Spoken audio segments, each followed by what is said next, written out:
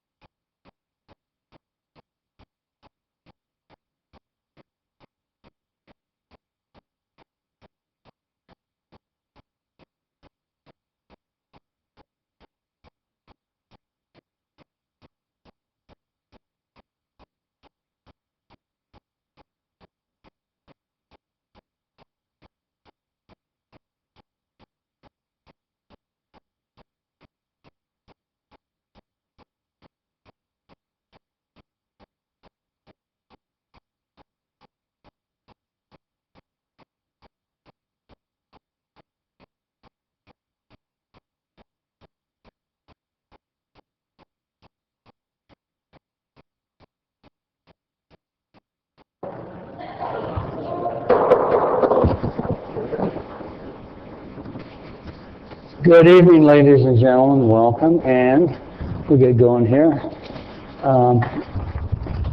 Mr. Curler, roll call, please. Mayor Wood, Here. Deputy Mayor Kern, Present. Councilwoman Sanchez, Here. Councilmember Feline, Councilmember Feller. Here. Thank you. With that, consent calendar, please. Consent calendar items 3 through 16. Item number 14 has been removed by the agenda by staff. Move approval for balance. Thank you. And public on anything? No public on these items. Thank you. Councilmember Sanchez, for the motion. Yes. Thank you. No further comments. Please vote. Motion approved 5-0. Thank you very much. Mr. Clerk, before we go any further, would you please place an announcement regarding item number 27, correct? Item number 27 has been removed by the agenda and will be taken up by the council at a later date. Thank you very much. In case anybody's here for that item. With that, please go with item 17, please. Item number 17 is an approval revised bylaws of the Integrated Waste Commission, amending the purpose, composition, and establishing sections of the bylaws, and approval of the Integrated Waste Commission work plan for fiscal year 2014-2015. Thank you very much. With that, Ms. Dale, how are you? I'm good. I don't have my presenter here, but I can try to do the presentation.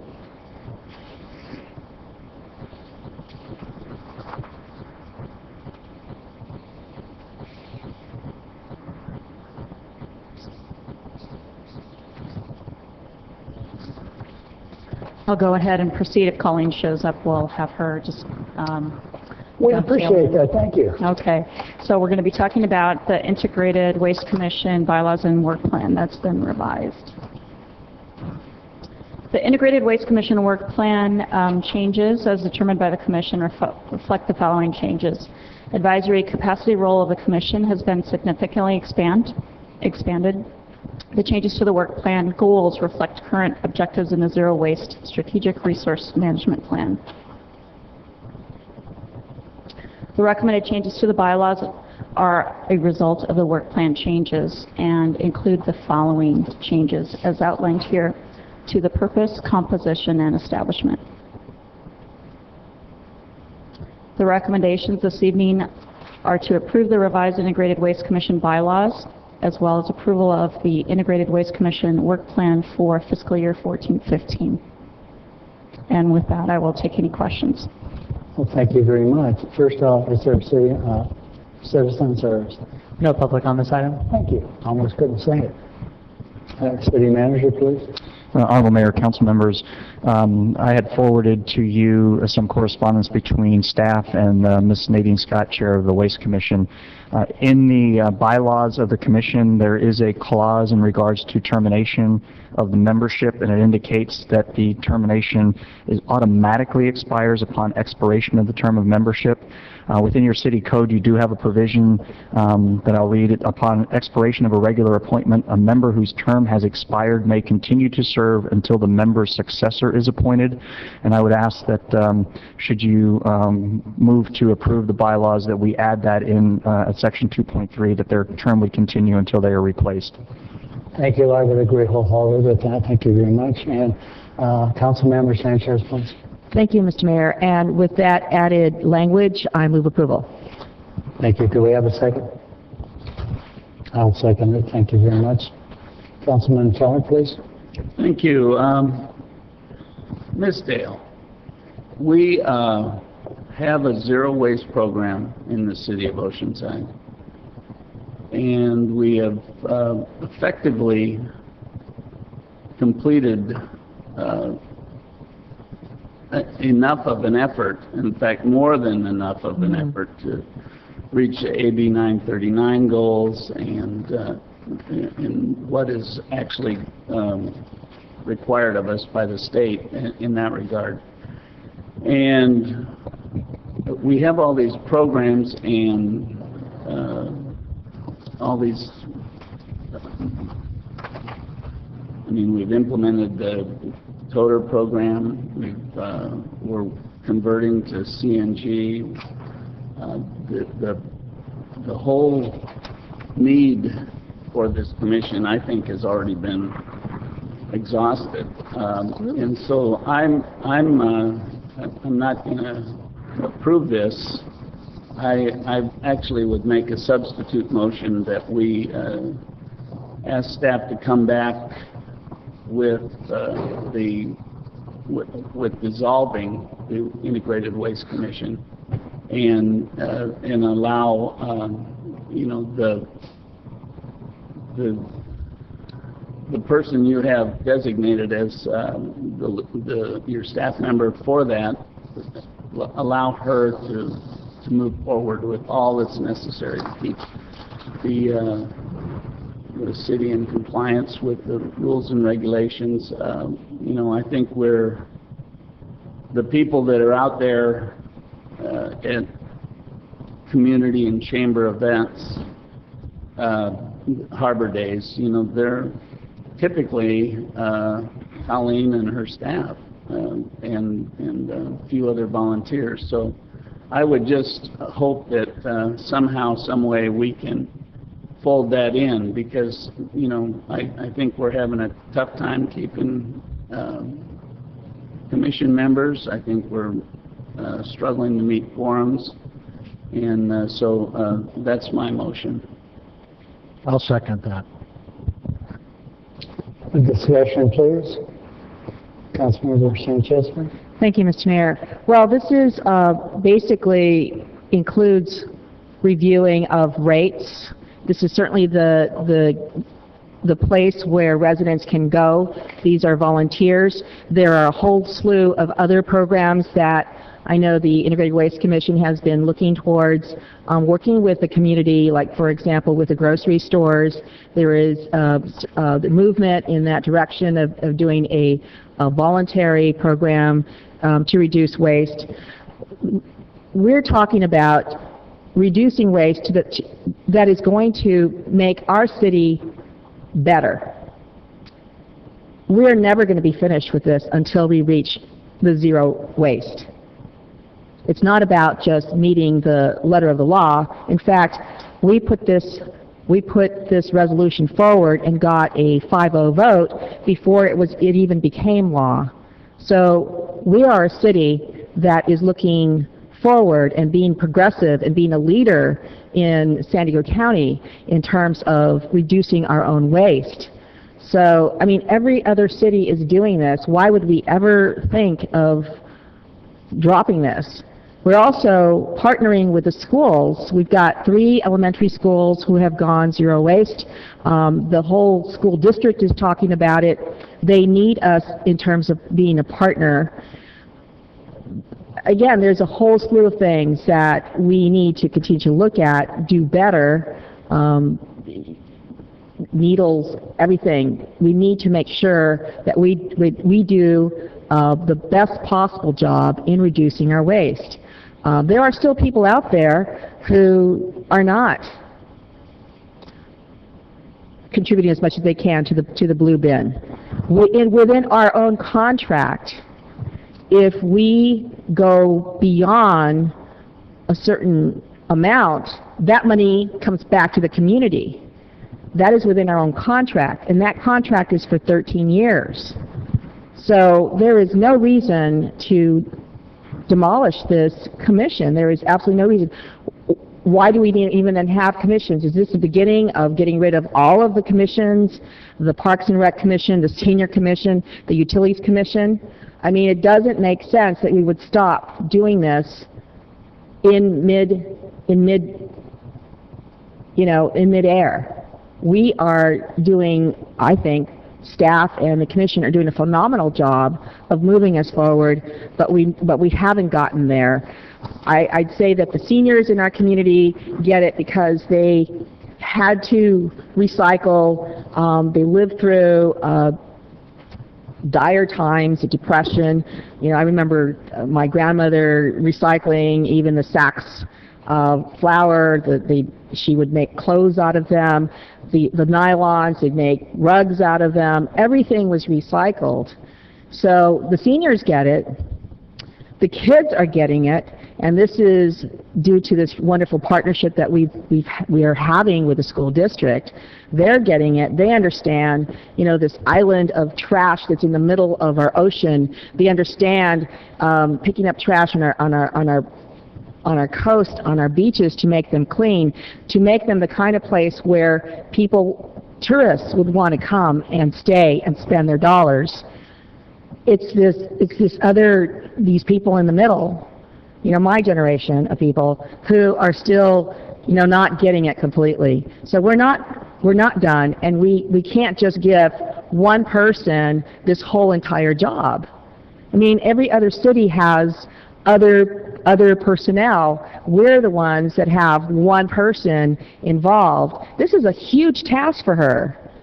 You know, if we take this away, we're certainly going to be, you know, taking out the assistants. We're going to be be going backwards instead of forwards. So I really object to this. We need to continue to be the progressive city that we are in terms of reaching our zero waste goals.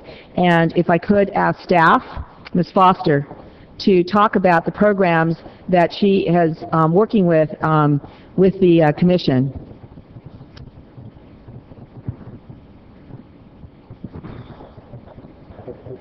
Mike? The programs where we're at with the Commission in regards to the Zero Waste Strategic Plan.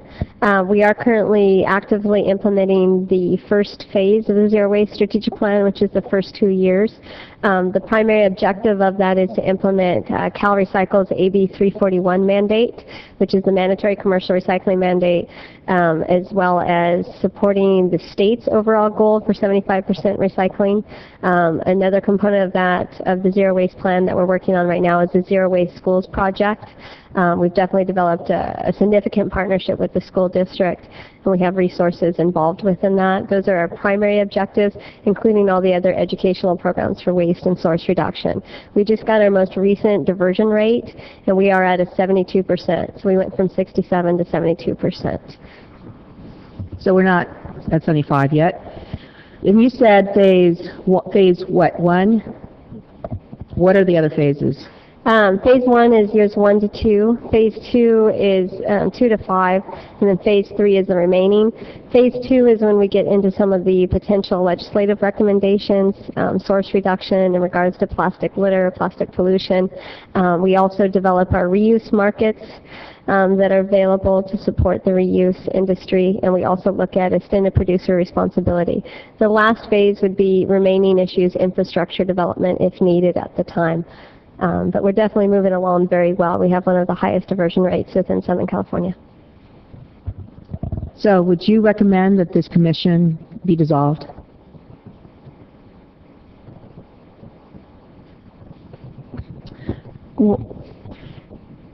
What we could do is recommend some different strategies that you could consider at the next council meeting that would reflect both of your comments this evening.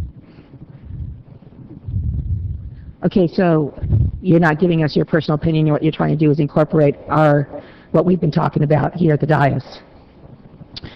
You know, I think it's really unfair. This was not even noticed as an elimination of this.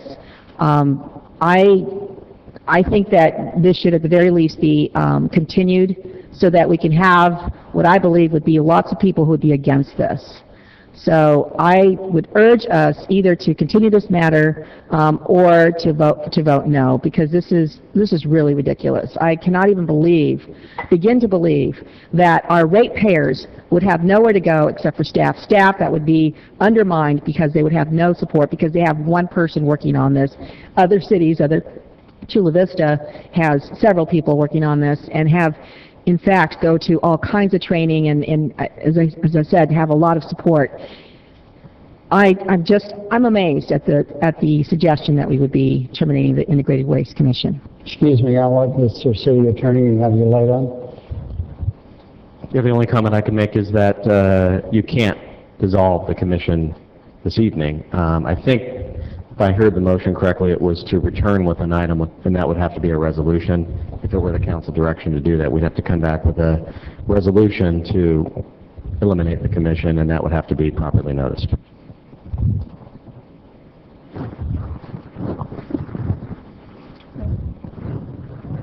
Mr. Clerk? I believe we need additional clarification because we do have a substitute motion on the floor as well, and I'd ask the city attorney's opinion on that matter. There is no such thing as really a substitute motion under our code. We have a motion to amend the main motion, and if it materially changes the main motion, then it would have priority. But technically speaking, under our code, I think this motion would materially change it. So if you want to comply with the rules of the council, you move forward with the vote on the motion, which if it is defeated, then you would pick up the alternative motion at that point. Okay. The motion on the floor, the original motion is to move to approve. Correct. There was a motion to approve that was seconded. The alternative motion was to direct staff to dissolve, come back, I think, with an item to dissolve the commission. You could do both of those things. It's just, under our code, we don't have a substitute motion. We have a motion to amend. Correct. A main motion, and if the motion to amend the main motion materially changes the underlying motion, it does not have priority over the main motion. So I would just recommend you go ahead and vote, and then come back with any alternative direction you have with regard to the commission if you would like us to come back with an item to dissolve it. Thank you. Well, then, my final comments are, this really looks like it's going after certain people that are on the commission rather than the work of the commission, and I find it absolutely unethical and just wrong to be doing this. And now, here you go again, attacking the public. Here you go again. Councilmember Grant, Deputy Mayor Grant, please. Thank you. Before I make my comment, can we vote on the main motion first and see where we're at? And then we can, or how's that work? As far, can we just comment, or we're going to, well... It's up to the chair, or you can call the question. Well, I want everybody to at least have one chance to speak, but so let's continue on the way we're going. So the idea that, one thing I want to make a point of clarification, Councilmember Feller didn't say eliminate any programs. All the programs that staff is implementing, we're going to continue to implement. We're going to continue to work with the school districts, we're going to continue to do all those things. And actually, this is better for staff because now they don't have to staff another committee in order to do their job. And some of these things, when we, and I'm hopefully directing coming back at the next meeting, if Councilmember Feller's motion passes, is to incorporate those things into the Utilities Commission that can be incorporated. So we actually streamline the process. We still have an outlet for the public to, if they want to address solid waste issues, they come to Utilities Commission. And it makes a lot more sense, the idea that your water, sewer, trash are all on one bill. So the idea is that they have one commission that handles all of that one segment of the city, that whole enterprise fund. And also to free up some of that staff time, it is to write reports for a integrated waste commission that she's doing day in, day out. And actually, Councilmember Feller is absolutely right. When I go to these community events, and like Harbor Days and the one down at the beach, the only person I see is Colleen running 90 miles an hour. I mean, so I think the more that we can take off of her to do her job, and because the commission doesn't do this, it's staff that does this. So the idea that all these things that came about is because of her hard work, and so the idea of continuing the progress that we've been made. I mean, 72 is great, and I'm sure that Colleen is going to get this to 75 by the end of the year. But that work that needs to be done by staff, if we can just cut down some of that time to staff another committee and have that time go towards actually implementing programs, maybe that'll get us to the 75. So that's why I seconded Councilmember Feller's motion, and the idea of streamlining government and streamlining processes is what we've been trying to do here, to make it a more, and nobody's talking about doing it with transparency. Nobody's talking about attacking anybody. We're just talking about how we can improve the system and have everything come through one commission to make it a more easier process to handle. So those are my comments. Councilmember Flynn. Thank you, Mayor. I guess based on the discussion, I guess the issue is what is the workload of the Integrated Waste Commission, and is it something where the commission is instructing staff, or is it mostly an environment where staff is updating the commission? And what is it the commission itself is actually doing in regards to these programs as opposed to the work the staff is doing?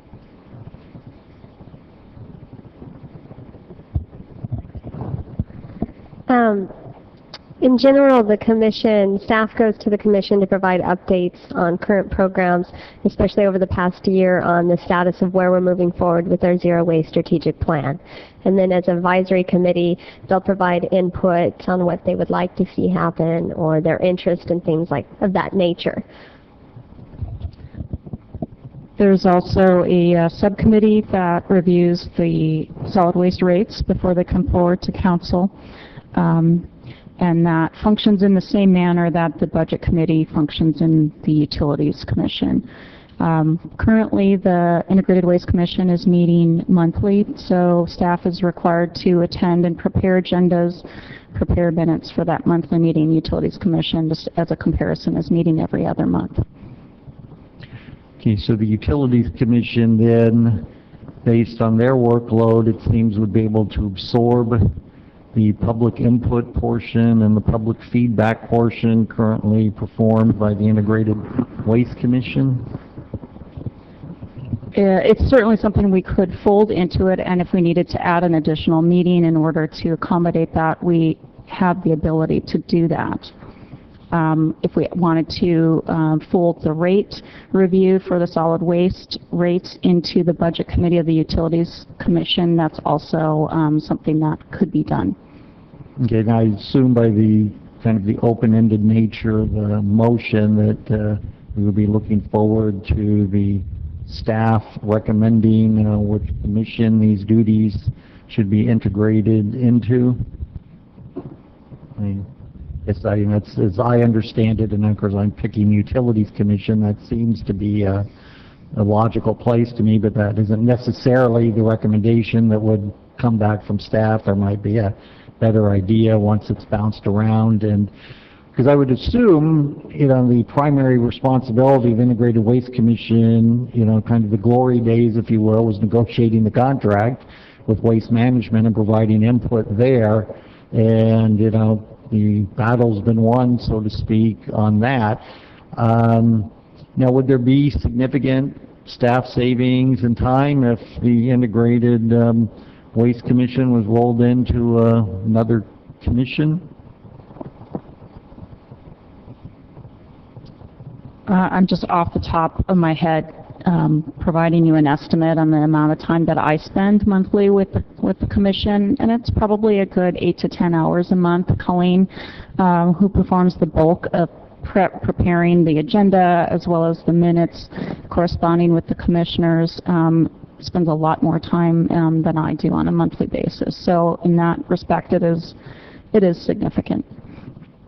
Okay, and then from the devil's advocate standpoint, how much of that would still exist if you're reporting to the Utilities Commission, or is it the fact that it's a separate commission that's creating that workload? Well, I guess maybe one of the easier ways to look at it is that both commissions have 7 commissioners.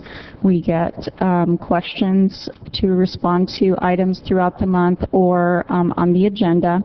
So I'm responding to 14 people in addition to the 5 council members. So there's 19 people in the city that have that sort of advisory role that we respond to. It would reduce that number, certainly, that we would respond to, but expand the responsibilities for those 7 that would remain on the utilities or other commission. Well, since you mentioned the city council, are you suggesting that I, as a humble public servant, place a burden on you? No, I'm saying that, no. Okay, that seems to me that there's enough questions here that it's worth at least researching and seeing if it's feasible to go in that direction, and that certainly that based on both staff information and public input, we can make a determination of whether or not there's economies and efficiencies here that we can apply, because just because something was useful or efficient in the past doesn't mean it's useful or efficient going forward in perpetuity, and it certainly I think, worth looking at. Thank you, Mayor. Councilmember Feller, please. What Councilmember Sanchez has asked is, they don't have the commission. They have us as a city that responds to all of their questions citywide. I mean, when I get something, I don't respond to a commission. I respond to you and your department to respond to people. So Colleen's doing everything at this point that the commission reviews, literally. And I think our partnerships are between the city and the school district, the city and the waste hauler, who's got to implement the programs that we have been sending forward. And as I hadn't thought of that for utilities, but utilities is probably a natural place to be looking at rates, and because everything appears on our trash bill, it's reviewed through the Utilities Commission anyway. And this isn't an attack on people. It's a way to probably free up some of Colleen's time to actually do more of these programs. I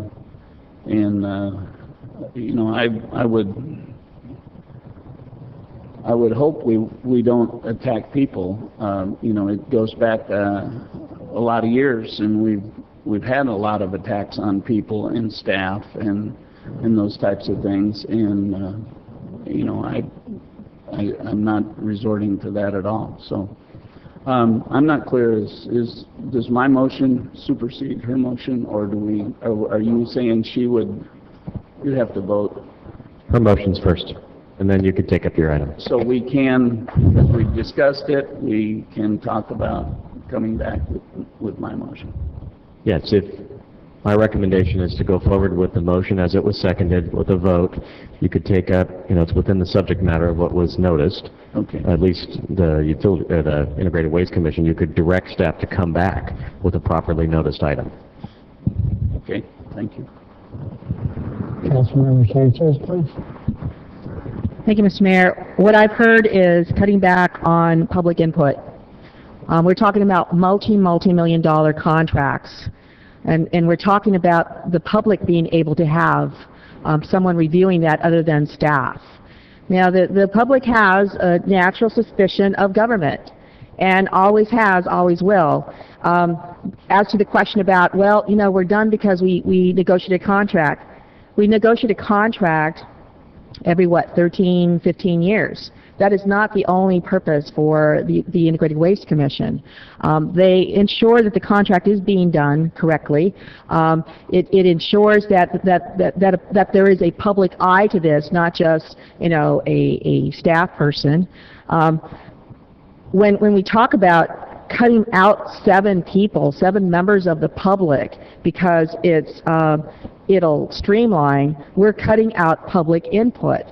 And we should never be doing that. That is a problem. We don't have thousands of people, hundreds of people calling in on a near daily basis because we have this review. We have this level of review. If you don't have it, then there's going to be a heck of a lot more people calling in, and I can guarantee you this: it isn't going to cut down on staff time. Let me tell you, it's probably going to increase because all of a sudden now they're cut out completely.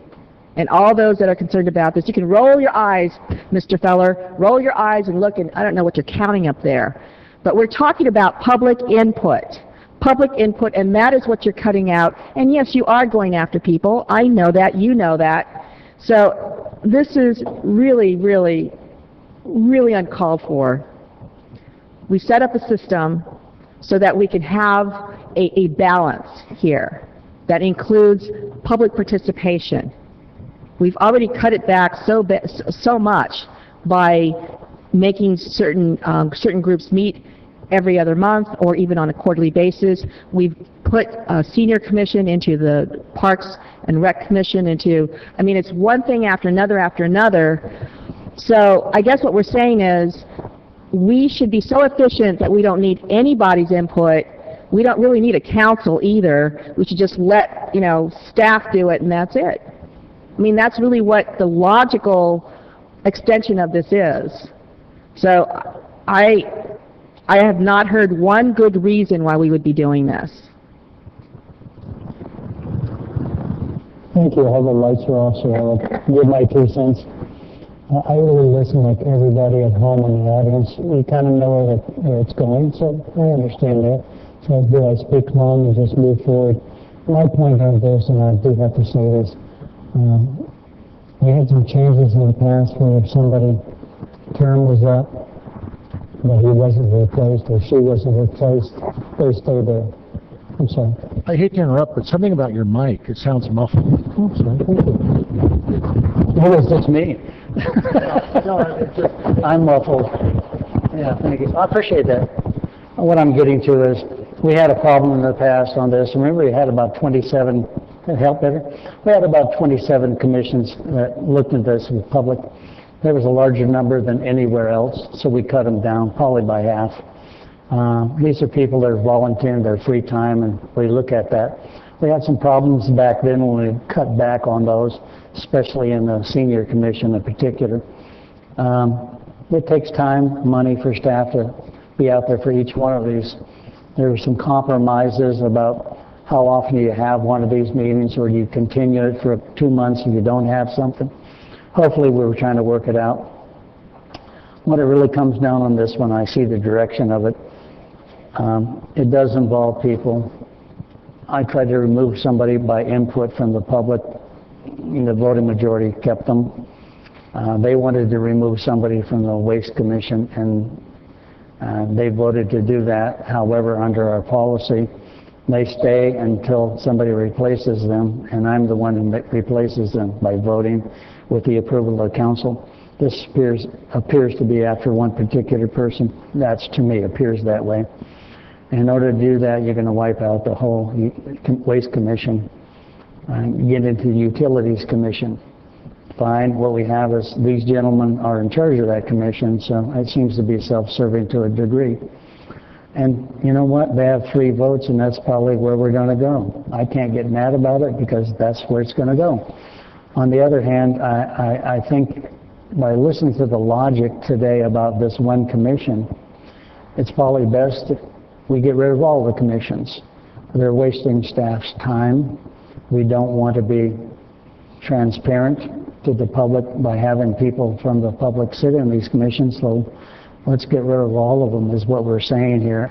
At least let's get rid of the ones the voting majority don't want and get down to a smaller group. That's my opinion. Could be wrong, but that's where I think I agree. Wherever it goes, I'm sure staff will fill in and do the right thing. I agree with Councilmember Sanchez that this is a pretty hot item, especially the total on the utilities, in the sense that, not utilities, Waste Commission, that get our numbers down about what we're having. So we'll play this one by ear and see where it goes. It'll come back to us later on. Those same people will be all in here as commissioners, probably at the podiums, yelling and screaming at us for getting rid of it, and they do it for free, and why do I do it for free if you get rid of me? Whatever, and I don't think they're going to shut up the one person they really want to, because matter of fact, it'll be just the opposite approach, I think. So with that in mind, let's have the first vote, and I'm sure there'll be a second one. Thank you very much. Could we all please vote on the first and only motion? Thank you, please. Motion fails 3-2. Kern, Feline, Feller, no. Thank you, sir. Vote on the second. There wasn't really a second one. I want to So, reword it. That was the first motion. That was the motion to approve item number 17, which was proposed by Councilman Sanchez and seconded by Mayor Wood. And so will you reread the motion, please? Your second motion, if you could restate it, actually, I have it. Okay. I would ask that staff come back with an appropriate way to handle the Integrated Waste Commission. Since, I think I have to explain that since staff is doing 99% of the work, you know, it makes sense to filter it into the Utilities Commission. So come back with a solution to changing how we do handle the integrated waste of the city of Oceanside. Okay. That was seconded by Deputy Mayor Kern. You can. That's a long one. Whatever he said, I'll second.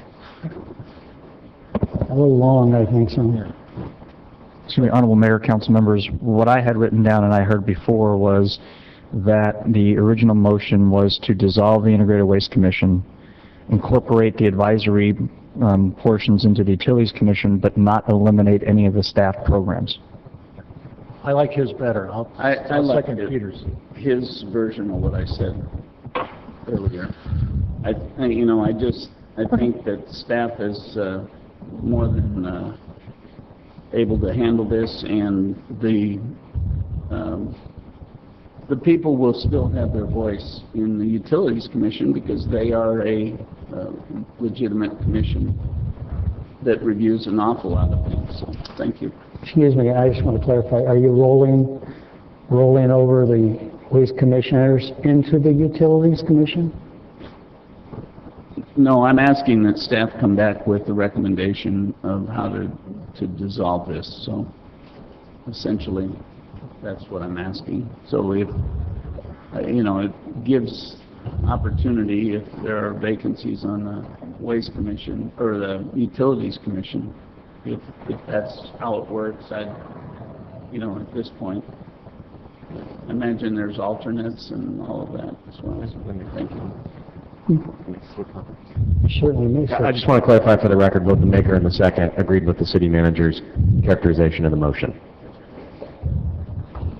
And there was a second on that? Yes. Thank you. And with that, I have a light for Councilmember Feline, please. Yeah, now that we're discussing the second motion and its substance, and we have some wording here. Yeah, I think the issue here, and there'll be plenty of time for public input and staff input, is basically to review whether or not we need two separate commissions to handle a certain body of work. And I don't think there's any sinister motive that's involved to say, let's check and see where we stand and see if things can be done better. And once again, it'll be duly noticed, and the public and the staff will all get to have input, and then the council as a body can decide what direction we want to go. We should always be willing to look for efficiencies and better ways to do things, while at the same time providing the method for the public to have its say and have its input. So I don't see any problem moving forward with this motion. Thank you. To save some time, please vote. Motion approved, 3-2. Wooden Sanchez, no. Thank you very much, Mr. Clerk.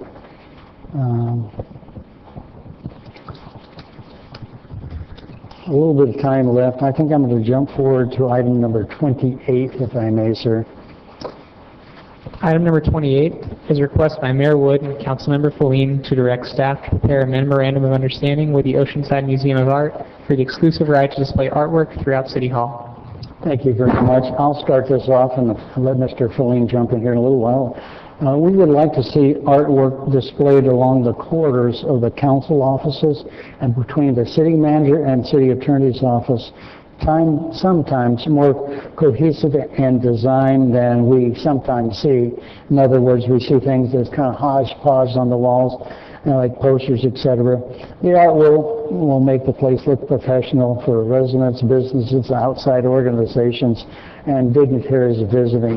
The discussions were initiated with the Oceanside Museum of Art in regards to the assistance in such a program, and they were very positive about it. Artwork would be provided by the Oceanside Museum of Art, handle the liability for the artwork. That means weather damage or theft. Artwork would be rotated every 9 or so months. More details are needed to complete this proper MOU between the City of Oceanside and the Oceanside Museum of Art. The City Manager's Office and that of the City Attorneys need authorization to continue this discussion. Reason being, it might be taking more than 4 hours, so we need the approval of the council. And I think it would class up the place, allow art museum people and things come over here. I certainly want some input from the City Attorney's Office, like I just said, about liability, theft, etc. And I think the museum has some guidelines about what we probably may or may not want on the walls in City Hall. I think it would brighten up the place and get some nice artwork in here, center posters, etc. With that, simply, I would pass it on to Councilmember Feline. Well, thank you, Mayor. I guess this started off as a simple project, and on the positive side, you know, even though you sometimes see the waves and storms here at the dais, below the surface, a lot of the work of the city goes on, and in this particular case, my aide and the mayor's aide got together and came up with an idea of getting some of the art out of the basement of the Oceanside Museum of Art and having it on display, and that seemed great. And the museum was interested in that idea, and of course, government being government, now we have the city attorney and city council involved, and that may all be necessary to cross the i's and actually to dot the i's, cross the t's, but you know, certainly this shouldn't be controversial in any way. It should be get to a point where we have a 5-0 vote. So if based on any input from my colleagues, if they have any concerns that they want to address, the idea is, you know, basically very simple, to have the benefit of some of the wonderful artwork that we have at the Museum of Art on display here at City Hall. Thank you. I do appreciate us joining together with our aides to try to beautify City Hall and have some nice items here.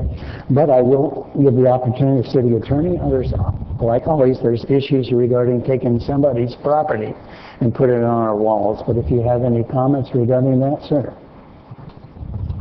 Mayor, I think I'll listen to the council and see what the direction from the council is. There's probably risk issues that we could work out with the Museum of Art. I'm confident that any issues could be resolved and we could bring back a memorandum of understanding back to you. Thank you very much. We appreciate your insight. With that, is there public on this? No public on this item. And then back to the council. Councilmember Sanchez, please. Thank you, Mr. Mayor. Actually, I would like to have the Arts Commission involved in this, so it's not just the, I agree with, I don't know if they have or not. yeah, so it would be a partnership with the Arts Commission and the Museum of Art. And I'm not sure about the exclusiveness, because, I mean, it's actually a First Amendment right, freedom of speech. So if I want to put something out that may, you know, beauty is in the eyes of the beholder, somebody may not like it, but it is my right to put that out. So perhaps it's not exclusive, but more of a partnership with the museum in terms of, you know, having this opportunity, a wonderful opportunity to put some of the works of art out in for display so that the public can see it, not just, you know, go to the museum, but be here too. This is probably more in terms of like here in the council chambers, maybe outside. I am concerned about the liability issues because it is a very public place, and we don't have, I mean, we do have cameras, but we don't tend to have a security guard that walks around to make sure that no one touches the works of art or does something to it that would somehow diminish it. So those would be my concerns. I know that they are very, very cautious about and very careful about their pieces of art because it is a depository. It is something that they're hoping to have far into the future, these acquisitions. So those are my concerns. If I could just respond real quickly, the real two issues that I see in developing a memorandum of understanding you've really hit on. One is the constitutional question. If we open the city property as a public forum, then we could only have legitimate, what are known as time, place, and manner restrictions that are viewpoint neutral. But I think we could develop an MOU with Certain places. with the museum and include the Arts Commission in that process. And then the second issue would be developing appropriate language that makes sure the city can't become liable, for instance, if a member of the public damages a piece of art in the public domain. So many other cities have these kind of procedures, which Right. we will look to model ours after. Thank you. With those- I'm back to you, I'm sorry. Were you finished? With those clarifications, I definitely would be supportive of this. I think that it would be wonderful to get it all out of the basement so that we can see it, but just, not exclusive. Thank you. Thank you. Councilmember, Deputy Mayor Kern, I'm working on it. No, by the time you get down, We'll be right on it. it'll be Councilmember Sanchez's turn, so it'll take you to like March to get that down. I can't support this the way it's written. When you have the word exclusive and art in the same sentence, I just can't support that. So the idea, if we want to bring in Maricosta art, and do they have to come to the Museum of Art to get approval to put in Maricosta art, or Oceanside High art, or El Camino art? I would like to see this referred back to the Arts Commission, have them work out the details, and then come back for us and just, directions to staff to take it back to the Arts Commission. Again, this is what Arts Commissions do, and like you said, we're utilizing a commission. We're not getting rid of all of them, we're getting ones that are useful for us to use. And so the idea of doing that, and then in a parallel process that gives the city attorney time to work out all the issues between the Arts Commission, Museum of Art, other people that want to do that. The idea that what individual council members like what outside their office, can they bring in their own? If they can't, which is fine. I mean, that's something we can work out. I just hate the word exclusive and artwork in the same sentence. So I would hope that the motion and this maker or the second, if I don't know where we're at in the process, would just refer this to the Arts Commission that say we would like to incorporate well, I got to be clear. The idea there's two different things there. There's public art and arts in public places. So the idea that I think what we're really looking for is arts in public places policy and procedure. So I think that's what we're really looking for here. So I'm kind of looking for direction here. I have real trepidations about exclusive and art and just one single source art approval. So, and the question is, who approves the art? Is it the Museum of Art? Is it the Arts Commission? I do not want to have a council meeting and we have art up here and we get to vote on each individual art piece. I think that would be cumbersome. I think this is something that we really do utilize the Arts Commission for, working with the Museum of Art. So I think this is a good first step, and I would rather, instead of seeing a motion tonight, I'd like to see direction to staff. So I will leave that to the two colleagues that brought this forward. My point on that, I think if we get any feedback, I'd like to get started. There's a delay in getting it done, but the other thing when Councilmember Sanchez brought up, I don't know if the Arts Commission's been involved or not. I imagine if we approve it tonight, the city attorney's going to deal with both, get the wording and whatever necessary. It's my opinion. But anyhow, with that, we'll let the city attorney finish up, but I want to go to you. Oh, okay, go ahead, sir. Honorable Mayor, council members, just so you know, we do have a policy dealing with art in public places. The Arts Commission is involved, and we did have a conversation with the Museum of Art representatives, and they recognize that. I think the issue is, and I believe part of the comment was to eliminate the word exclusive, but an MOU would provide the basis for, and again, there is an Arts Commission component. They still would need to go through the Arts Commission, but the MOU provides some liability issues and ability for the city to ensure that, and I think we're only talking about the council corridor and then the corridor from the mayor's office down to the attorney's office right now, that would limit the city's liability should there be an issue.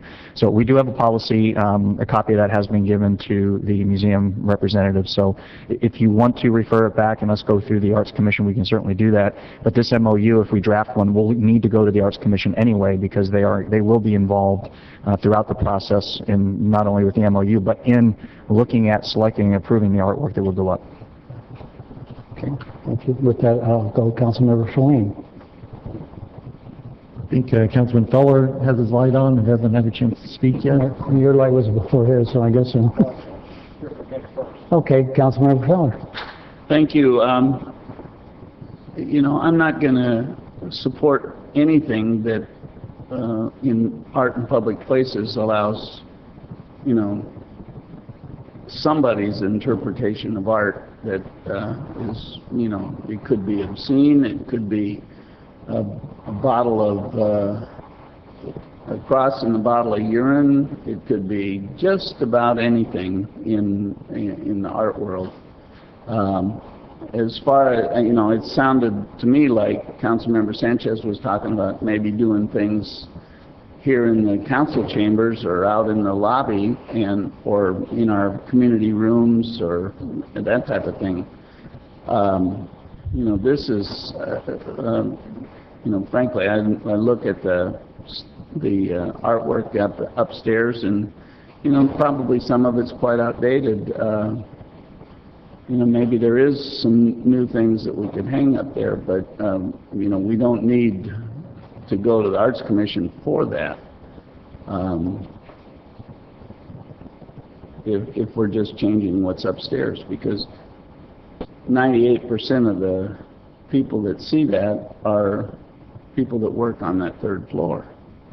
You know, most of the time you get very few people that even get behind there that are not city employees. So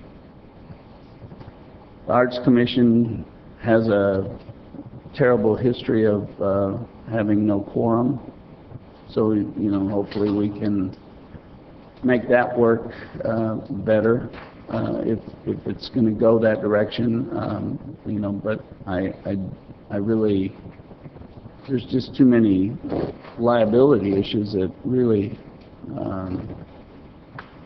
I think they really turned me off on this thing in public place. You know, on the third floor we don't even need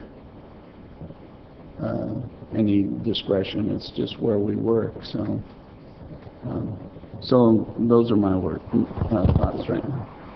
Make it simple. This vote. Excuse me, Mr. Feline. When I bumped you, you went off. Yeah, no. No, you see. Yeah, I mean, yeah, to me, I mean, I don't have any problems with the suggestions that have been made, and I'm certainly proud to see Councilman Kern and Councilwoman Sanchez working together on this issue here. But I don't have any problem eliminating the word exclusive from the motion or inviting the Arts Commission to you know, provide their input on any agreement as part of this process. I mean, this originally started with what was a, you know, a secured area up on the third floor requiring pass access. So I don't think, certainly at this point, we're not dealing with the issue of you know, pieces from the art museum being out to where they can be vandalized by some passerby, you know. So it's you know, at least what I originally thought is a very simple process to display some art. So you know, and obviously whatever is produced as part of this process would be coming back to the council for a vote. So any issues or anyone who's not satisfied with the final wording would certainly have another bite at the apple, because like I said, we want to, at least I want a 5-0 vote out of this. It's a simple idea to display some art that's currently down in the basement. So I don't know if the mayor would have any objection to eliminating the word exclusive, and in addition to direct staff to prepare and invite the Arts Commission to provide feedback and comments. That satisfies the concerns. It's fine, because I think when we sit down with the city attorney, Arts Commission, and the Museum of Art, it's all going to be worked out for the legal aspects, and that's the problem in this day and age. We can't put pictures on the wall without getting some sort of legal advice, and I understand that, and that's what we're doing here. Is that why the exclusive part was put in there? We want somebody like the Art Museum and the Arts Commission to be able to say they approve it before it goes on the wall, hoping they have enough taste that they won't put things on that Mr. Feller brought up. And you know, I've been to the Art Museum and the National DC and the modern art area, I'm flabbergasted at what's in there. So that's why we don't want it, and we put it exclusive to let those people have a decision. But I think if votes goes forward, it's going to come back to us with any added deletes or whatever's necessary to make it work. And that's all I'm saying. And everybody will be involved and have a chance to talk about it. With that, we can go forward, and I don't mind that on it. So I will change my motion. And like I say, we can vote to send it back to staff. It's really not an item necessary to vote on. Correct. You know, just send it back to staff, and let's not take a vote. Thanks, Mike. It's not necessary to vote. Is that clear, sir? That's fine. So what I'm taking away from this is that you're giving direction to staff to work with the Museum of Art to display art at City Hall and include the Arts Commission in the process. Yes, sir. We'll bring back to you the end result. Okay. In Right. certain areas. Thank you. I Okay. understand that. No need for that. And with that, ladies and gentlemen, we're going to take a recess for about 15 minutes. We usually do this out the doors, up the stairs, water and bathrooms. And some of you are here before you get up and leave. Mr. Clerk, would you explain item number 27 again? Item number 27 has been postponed to a later council date. We will not be hearing item number 27 tonight. So if you're here for that item, I'd recommend contacting the City Hall at a later date, and we'll find out what time the council will be hearing that item. That's the High Hope Ranch item pertaining to the district.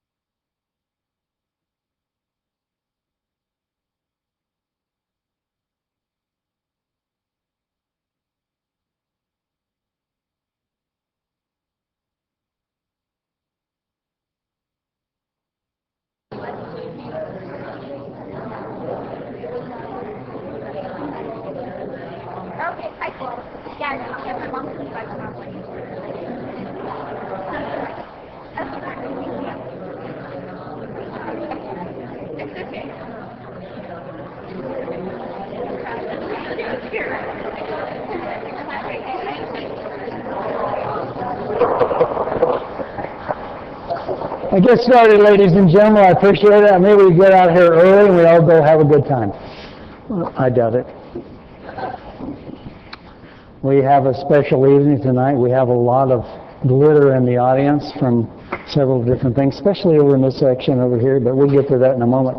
With that, let me get here. This is the second half of the city council meeting. It's a little more official. The other part is, generally speaking, consent calendar and a few things. You wouldn't think of it as long as we went earlier, but we have certain things I'd like to tell you, if possible. If you have a pager or phone, put it on vibrate or silent. We'd appreciate that. And then we're going to have an invocation, a pledge of allegiance, and proclamations and presentations. And right now, if you would do that, I'm going to give it to my aide to explain everything. Thank you. If you would all rise at this time for the invocation and for the Pledge of Allegiance. Tonight, leading us in the invocation, we have Cantor Larry Cornett from Congregation B'nai Tikva. Thank you. Honorable Mayor, Deputy Mayor, City Clerk, and attendees. 2 weeks from tonight, the Jewish communities all over the world celebrate Rosh Hashanah, which literally translated means head of the year. And its significance is a true time of reflection to honor and remember when the world was called into being. Its significance is so that we remember why we were called into being as well, by striving to improve who we are on a daily, and for some of us sometimes hourly basis, and thereby working to make this world a better place than we found it, by our deeds, our commitment to this community, and our caring toward each other. With this in mind, let us pray. Avinu Malkeinu, our Father, our King, help us to renew our commitment to make this place you have given us a better one through our service to our fellow human beings. Help this body to conduct its business and serve its constituency with the humility, gratitude, and focus that comes from an appreciation of what service to our community truly means. We ask your love and protection follow all of our public servants, and specifically those who protect our public safety, our police, fire, and EMT personnel, who put their lives on the line every single day. Help them to feel our appreciation for what they do. We pray that you safeguard all of the men and women who serve our armed forces, regardless of in what capacity they serve or have served in the past, as they now and forever dedicate themselves to protecting those gifts of life, liberty, and our pursuit of peace. Help us to focus our energy on one simple goal. With your help to make this place that you have bestowed to our care a better one through our deeds, our actions, our service, and our commitment to it. Baruch atah Adonai oseh hashalom. Blessed are you, our Creator, the source of all things peaceful. And let us all say, Amen. Next, leading us in the Pledge of Allegiance, we'd like to call the following individuals forward. Miss Oceanside Tatiana Robinson, and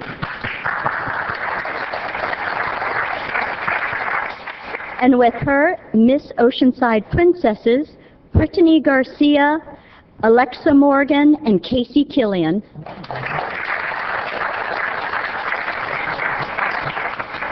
Miss Teen Oceanside, Tatum Torres. And the Miss Teen Oceanside Princesses, Courtney Engelhart, Ashley Campbell, and Hillary Atkins.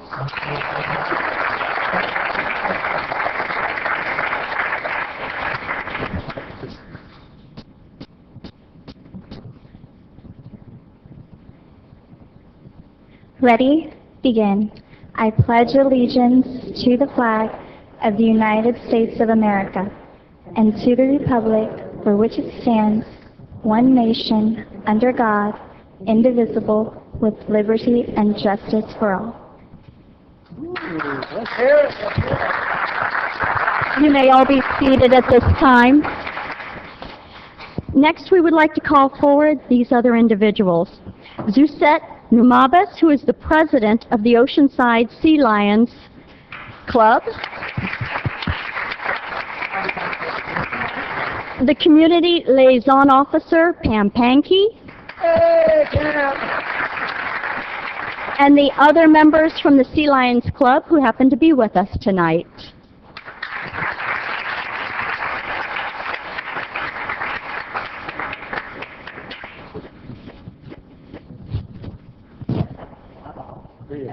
Go ahead, Valerie. Who's got the mic?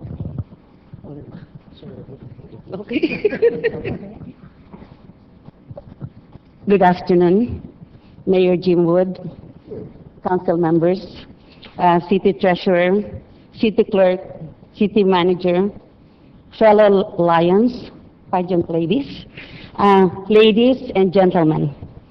My name is Suzette Lumabas. I'm the president of the Oceanside Sea Lions Club. Our club is one of the 46,000 of the Lions International with 1.35 million members worldwide. Oceanside Sea Lions Club is a service club, and one of our projects is to help the students of Oceanside School District with needed eyeglasses. In order to achieve this, we have fundraisings, and one of our fundraising is Miss Oceanside and Miss Teen Oceanside Scholarship Pageant. So if you see our contestant asking you for donations or sponsorships, please give generously, for they go to a good cause. The pageant winners become the ambassadors of goodwill for the city of Oceanside and the Oceanside Sea Lions Club. Thank you for this opportunity to present our pageant winners, Miss Oceanside, Miss Teen Oceanside, and their courts. I would like to mention our pageant chairman, Lion Bonnie Mitchell, community liaison and pageant coordinator, Pam Penke, and the Oceanside Sea Lions Club officers and members who are dedicated and supportive. If any one of you wants to help or become a member, please go to our website, www.oceansidesealionsclub.com. I thank you all once again for this opportunity and for your support. Thank you, Mayor Wood.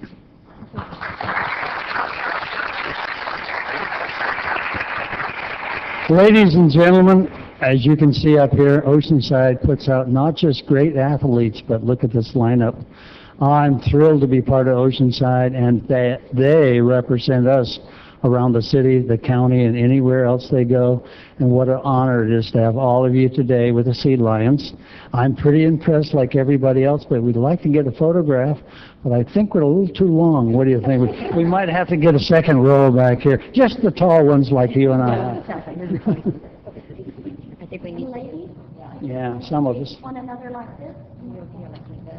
I think it's windows. Short. Here's another short one. I'll stand by. Ladies and gentlemen, if you want to take pictures, please get up, move wherever you have to go, because it's important.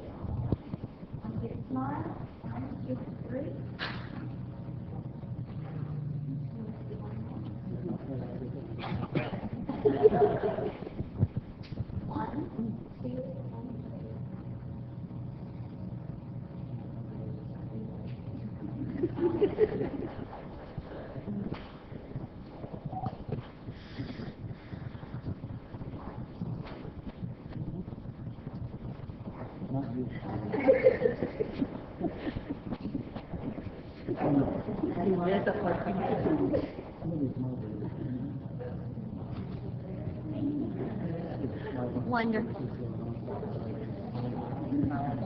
Let's hear from ladies and gentlemen. They represent you. Thank you very much.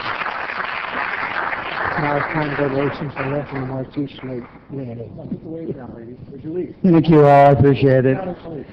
Get that Queen's wave down, yeah. You got that Queen's wave down. I got that. Like, thank you all very much. And if you have to go, I understand it. That's okay. But grab your purses and stuff too. For our next presentation, we have the Employee Service Awards honoring very dedicated employees to the City of Oceanside. And tonight, from our Human Resources Department, Alicia Hicks will be called forward to introduce them. We would also ask that all directors and council members please come into the dais circle at this time.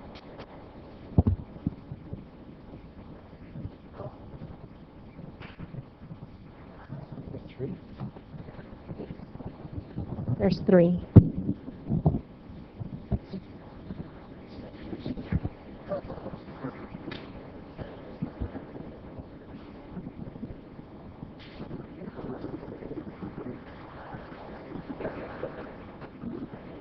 Mayor Wood, council members, directors, and all of you in the audience, it is with great pleasure that I present to you tonight those employees who have reached the praiseworthy accomplishment of 20 and 25 years of service as an employee with the City of Oceanside. Let's begin with our 20-year recipient. When I say your name, please come forward. Jeffrey T. Brandt.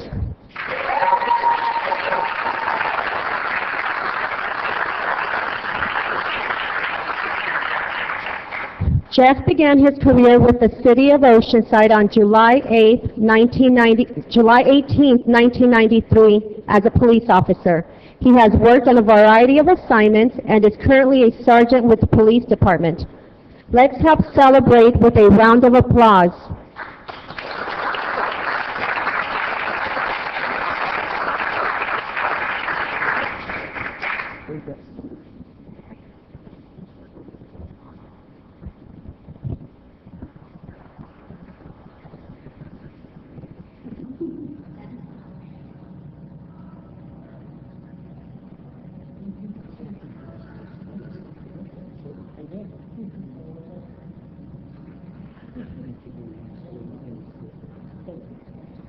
Thank you, Jeff.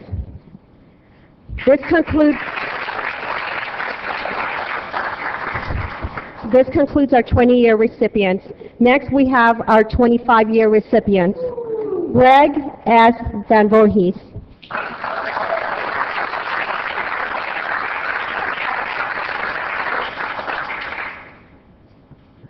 Greg began his career with the City of Oceanside Fire Department on August 15, 1988.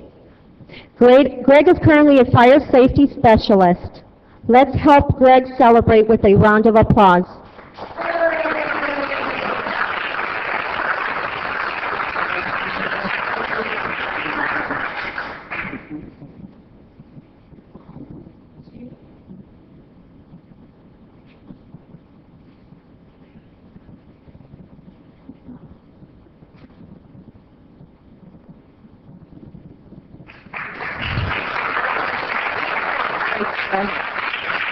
Thank you, Greg. Last but definitely not least, we have Scott Spiegel.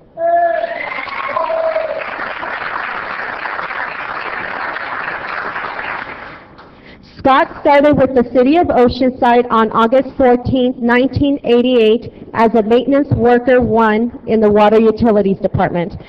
Scott is currently working as a wastewater plant supervisor.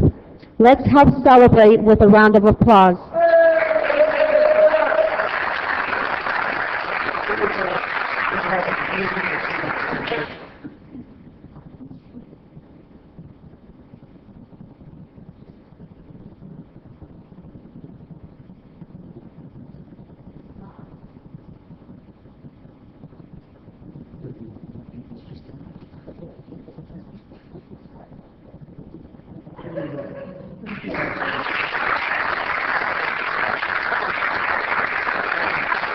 This concludes our presentation for the evening. I knew.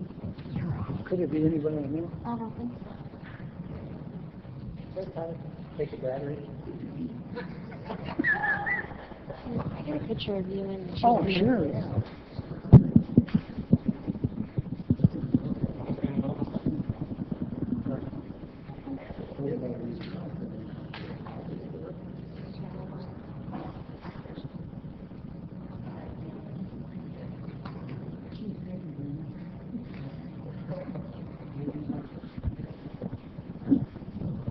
For our final presentation this evening, we have the Mayor's Oceanside Business Member Spotlight.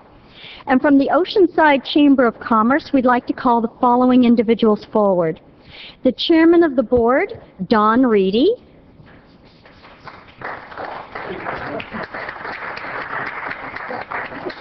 Executive Board Member Cece Haas. And Membership Director Elizabeth Harwood.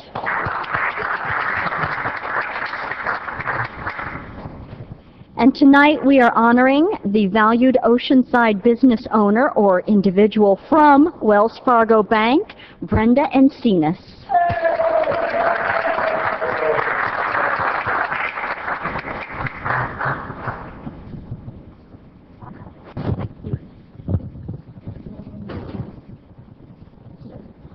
Hi, everybody.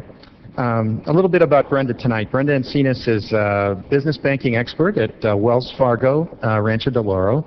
She makes sure that all of the businesses in Oceanside are able to succeed financially.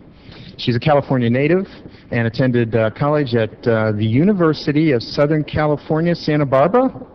And she majored in Portuguese, eh? Você fala português? Yeah, excellent. No. So after living abroad for a short time, she moved to North County, where she lived in Encinitas and Carlsbad, and eventually found her senses and moved to Oceanside. As someone who really works for the whole community, Brenda's really become a real asset for the Oceanside Chamber, where she serves as an ambassador and also on the board of directors, and we're very happy to have her, a younger face. She serves also as the secretary of the North County Professional Networking Group. So she's trilingual. She speaks Portuguese, Spanish, English, and she likes to hang out with her friends and family, hike, drink wine, or she says wine tasting, and travel. Brenda, we are so grateful for all you're doing for the Oceanside Chamber, and on behalf of the Oceanside Chamber of Commerce and Mayor Wood, we want to give to you the Member of the Month Award. Thank you. Thank you so much, you guys. Thank you. Thank you so much. Thank you, everyone. I really appreciate you guys, and I love Oceanside, and I'm so excited to see what's going to happen with Oceanside in the near future. Thank you. Photos? Do you want to come up, ladies, with her on the photo? We'll take one if you both come up here. That is me. Come on down. Valerie will take a picture this way. Let's even it out, boy, girl, boy, girl.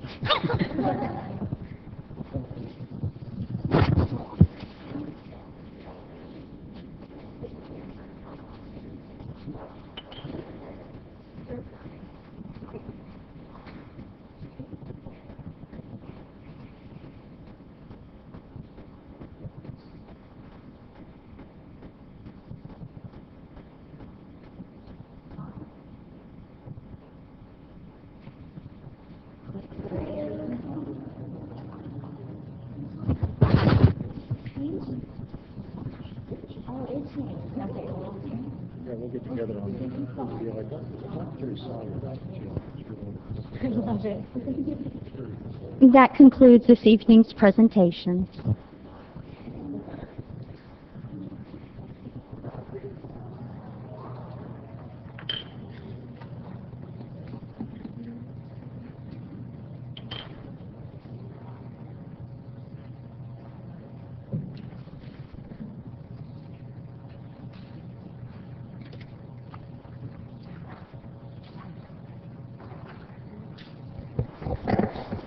Thank you, ladies and gentlemen. We appreciate it, and we appreciate you set through these awards, but, you know, it's nice to thank people for serving 25 years or more in the city, and all the monthly people that do things in the city of Oceanside. So we appreciate it. With that, I'd like to go to the closed session report from our city attorney. Thank you. Council met in closed session to discuss item 1, conference with labor negotiator involving the Oceanside City Employees Association. There's no reportable action on that item. Item 2.1, litigation involving an anticipated threat of litigation involving one case. Council took no action on that item. I will note, though, that the council did remove item 27 from the agenda, and that item will not be heard. Council also met to discuss item 2 on the agenda, public employee appointment involving the city manager, and I will defer to the city manager at this time. Thank you, Honorable Mayor, council members. Earlier this afternoon in closed session, I provided the City Council my notice of my intention to resign my position of City Manager effective December 27th, 2013. At that time, I will have been City Manager for almost 7 years. With the council and staff's help and support, we have accomplished quite a bit through some very difficult times. In coming to this decision, I gave considerable consideration to what is best for the council, the organization, and the community. The timing of my announcement will allow the council to conduct a recruitment in advance of the next budget cycle and to make a selection about a year in advance of the next election. I believe we collectively have managed our resources well, have been good stewards of the public's money and their trust. We have balanced our budget, and we have a positive outlook for the future. Organizationally, and for me personally, now is the time for change. I want to thank the council and all of our staff for helping get us to where we are. I appreciate the council's support and what you have demonstrated in me and your confidence that you have shown in me. Thank you. Thank you very much, Peter. Well, appreciate that. Mr. Clerk, 24. Before we move on, Mr. Mayor, I would like to say something. This was a complete surprise, and I have to say, I've already done it personally, but I publicly want to thank Peter for the 27 years that he has worked for the city of Oceanside. I've known Peter and about Peter for many years, even before being on the city council. He was our city engineer, he was our director of public works. He then took this gigantic step to be our city manager. He's actually worked with, he's been able to survive 7 years of us and has done it in a way that is respectful to our community, to our businesses, and to our residents. I don't think I'm alone in saying that we all thank you so much, Peter, for every single hour, minute. I know you start in the morning really early, you end at very, very late. I know you take things home. 27 years of doing that. He does deserve a break. I don't want him to do that, but Peter is such an exceptional and wonderful person. He deserves to go to the next step. And it's with sadness, real sadness, but also knowing that there's something else out there waiting for you that's even going to be even more fantastic. So watching his family, he's Oceanside, right? He had his family here. We've all watched him. He's been part of our community, part of our community, and so I know we're going to feel this tremendously. It's going to be very, very hard to fill this position. Peter's going to hopefully be with us till the end of December, and so we're going to be looking at a process. It's going to be hard. Absolutely hard. But I think this community pulling together, we will continue to go forward direction that Peter has pretty much helped us, guided us to. So thank you very much, Peter. Now, I'd really like for us to all clap.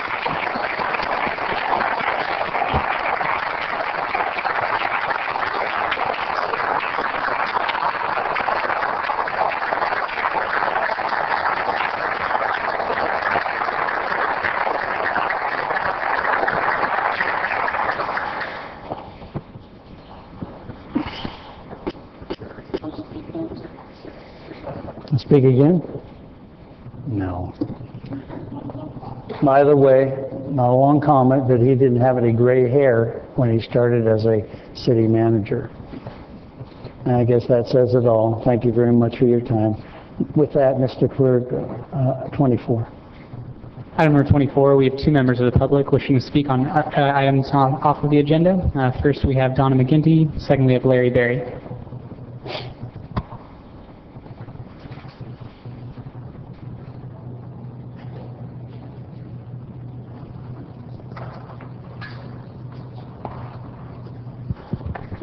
Sneaky thing to do, Peter. Quitter. We're going to miss you big time.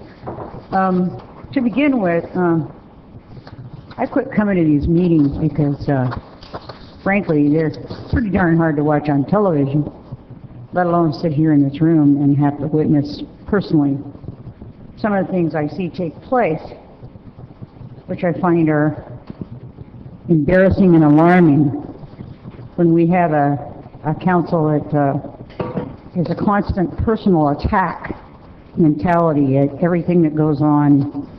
And Esther, I'm directing this, if you don't mind, at the unwillingness to concede to a majority rule and a consensus position that has been established by the voters of this community. It's too bad that we have to continue to be embarrassed. We have to continue to watch our staff hammered in different ways. Jim, I seem to see you follow suit at times, and that's embarrassing as well. One of the reasons I'm here outside of that rule ordeal, Ordinance 1125 of the city says that there shall be no unlawful fireworks in this community. It says that if the city council approves a particular special event permit for licensed fireworks, for a licensed fireworks event, they can do the event as long as they pay the fees. The San Luis Rey fundraiser event last Saturday was not one of those approved by the council events.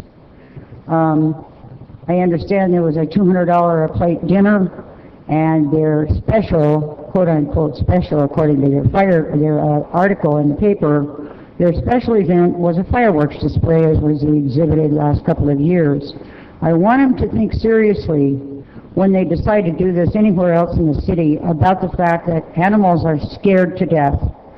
A lot of them are lost from their homes forever because of the annoyance of the noise and the fireworks, let alone the fact that we have to have fire departments stand by for the possibility of a fire occurring on the property or in the outlying areas as a result of those fireworks. They're unnecessary, they're unwanted, and they're unwarranted, and they're unwelcome. Thank you very much. My name is Larry Berry. I live on 3973 Brown Street in the city of Oceanside, and just 2 words to Peter Weiss, thank you. One of the things that we came up before, and this idea of commissions, and we try to save money by being really stupid. And there used to be this thing of community input, and it's almost impossible to get a touch of any of you here, whether it's email or or phone conversations or one-on-one, talking to get to see our representatives here. And the commissions are were supposedly be the feeder stream to the council, and they kind of decipher and they feed out things. And I'm a big proponent. I think it's absolutely essential that we have community involvement in these so-called commissions and commissioners and whatever. I applied several. I've been in Park and Recreation, police and stuff. I've applied 100 times over the last couple of years. I would not get, Jim Wood and I have differences, and I never got accepted in any of these councils, any of these commissions and stuff, and that's fine. That is fine that it's done. But we need commissioners in these like the Park and Recreation Commission and all these other people that contribute to our society, that come from different backgrounds, from different points of view, and different agendas that come to the city council, and somehow they can get to you, the city council, that is going to make the decisions. I don't care if you don't like me and stuff like that, but that's a different subject. The other thing I want to talk about is, it just came out in the city of Oceanside, our schools, we rank our Oceanside schools, we have 63% of our population right now that go to Oceanside Unified School District are below the poverty level. That they are, we have people that just are below the poverty level. I'd like to see a transition. I want, one of the things I want this council to do, and our mayor and the people that push, we don't need any more poor people in Oceanside. Now that may sound really harsh and rash and stuff, but we need people to pay the taxes. We need people that are going to, pay the people that are going to pave the roads and are going to pay for the buildings and going to pay your salaries. And one of the things that Oceanside has attracted over the last 5 years is the poor and the indigent. And we need to make a conscientious effort in English-speaking people. And now I know I'm going to offend people and stuff like this, and we want them to be part of this community. We don't need any more people that are not part of our community. They're going to pay taxes and to grow this community. And so and our crime, anybody, and I'm just going to take 1 second here too, anybody that's been to a murder trial in the county of in San Diego, it costs $1 million to send somebody to jail. By the time you get the police officers and the lawyers and the district attorney and everything like this, we need better people in Oceanside, and we're going to do that by peer pressure. And the peer pressure is going to be good people to good people. Thank you. No further public on this item. Thank you very much. Mr. Clerk, other than the council reports, 25, pardon, sir? 25, 26, and 29 are left. Thank you. 25, then, please. Item number 25 is consideration of a zone amendment and local coastal plan amendment, amending zoning regulations to allow emergency shelters by right within certain light industrial zones and define transitional and supportive housing as residential uses subject only to those restrictions that apply to the other residential dwellings of the same type in the same zone, in accordance with state law and the city housing element for the fifth housing element cycle, and establishing the amended text as part of the implementing document of the city's local coastal program, Housing Element 11, and introduction of an ordinance and adoption of a resolution to effect these amendments. Thank you very much. As mayor, I'll open this public hearing and request disclosures from council members. Staff. Staff and public. Staff. No contact. Staff only. I don't know if we're going to count the letter from the Giuseppe group. I don't think it pertained to this, but there's something that was along that line, so. Mr. Clerk, correspondence, petitions? None. Thank you. With that, Russ, good evening. Thank you. Mayor Wood, members of the City Council, good evening. Mr. City Manager, congratulations. Russ Cunningham, Senior Planner. We have a PowerPoint for you that we will not assault you with unless you ask us to do so. No. Before you tonight are 2 housing element action items, both of which constitute state mandates, both of which are identified under Program 11 of our recently adopted housing element, and both of which address zoning constraints to housing for some of the neediest members of our community, the homeless and those at risk of homelessness. Per state law, these action items must be implemented by the city before the California Department of Housing and Community Development, HCD, will issue a final compliance determination for our housing element. We've spoken with you before about the importance of this compliance determination, and last week you received a memo from staff that, among other things, discussed the possible consequences of non-compliance. These 2 action items deal with emergency shelters and transitional and supportive housing. One responds to the state requirement that local jurisdictions identify at least 1 zoning district where shelters are allowed by right, that is without discretionary approval, and subject only to a limited number of development and operational standards as outlined in state law. The other action item responds to the state requirement that transitional and supportive housing facilities be defined as residential uses and as such allowed by right in all residential zones. Implementation of these 2 action items requires text amendments to all 3 of the city's operative zoning ordinances. These amendments are provided as attachments A through K of the ordinance that is under consideration this evening. I don't intend to speak about the proposed amendments comprehensively or in much detail, but I am going to ask you to consider a few possible text changes. The items under consideration this evening were approved by, or I should say, recommended for approval and adoption by the Planning Commission on the 24th of June. Since that time, we've received formal correspondence from 1 stakeholder. The changes to the proposed text amendments that I'm going to share with you now and ask you to consider are in part motivated by dialogue that we've recently had with this stakeholder. To the extent the city has really any discretion at all in how it implements these action items, it's in where we choose to permit emergency shelters by right, and to a much lesser degree in what development and operational standards we choose to apply to these facilities. As we've told you, I believe twice before, staff recommends that shelters be permitted by right in non-coastal light industrial zones. I can talk about staff's rationale for this recommendation. I can talk about our efforts to gain public input on that recommendation, and I can share with you the locations of these non-coastal light industrial areas if you're so inclined. What we haven't previously told you is that we now have two caveats to this recommendation. The first caveat comes in response to input that we received recently from Stephen Giuseppe, a property owner in the airport industrial park, who is concerned about how an emergency shelter in this particular light industrial area could contribute to adverse impacts that he says are occasioned by the presence of the Brother Benno Center at 3260 Production Avenue.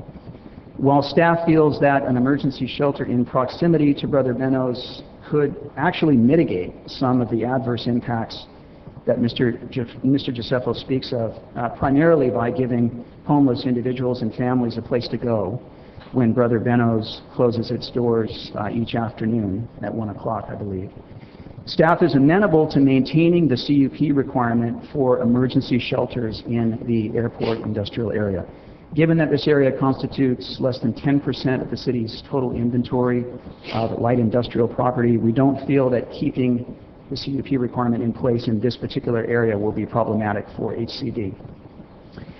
The second caveat pertains to the limited number of light industrial properties that straddle Oceanside Boulevard between I-5 and Hoover Street. Exhibit J of the proposed ordinance outlines the recommended development and operational standards for emergency shelters. One of these standards prohibits outright shelters within 300 feet of residential districts. What has dawned on us since the Planning Commission hearing is that this standard would preclude shelters on all of the light industrial properties along this particular stretch of Oceanside Boulevard, which was never staff's intention. To account for the fact that these light industrial properties do lie relatively close to residential neighborhoods, both in Loma Alta and in Fire Mountain, and also to account for the fact that in that immediate area there are already quite a number of social services in operation, staff has recommended that shelters on these particular properties continue to be subject to a conditional use permit. So as not to prohibit shelters on these properties in this area, but instead give the city the discretion to permit them as future circumstances may warrant, staff recommends amending the aforementioned standard to say that shelters within 300 feet of residential zones shall require a conditional use permit. And we would need your direction to make that particular text change. Mr. Giuseppe also commented on one of the operational standards, which is a minimum staffing ratio of 1 shelter staff member per 15 shelter beds. That is a very common standard across the state of California. It is the standard that staff has recommended. Mr. Giuseppe recommended a more restrictive or higher ratio of staff to shelter beds of 1 per 8. Staff believes that HCD would not have a problem with a ratio of 1 staff member per 10 beds. So we ask you to consider that possibility tonight as well. So I'll close by saying that council adoption of these zoning text amendments, with or without the changes that I've just noted, would essentially bring closure to the housing element update process and allow staff to get to work on other state-mandated action items, including amendment of second dwelling unit standards, zoning standards for second dwelling units, zoning standards for farm worker housing, and new provisions that would allow for flexibility in the application of zoning standards to reasonably accommodate the housing needs of our disabled community. You can expect these additional action items to come before you within the next year. I thank you for your time, and I welcome your questions. Thank you, Russ. Please have a seat at sidebar, please, while we check on the public. This is a public hearing item. Any members of the public wishing to speak on this item may come forward to the dais for 3 minutes.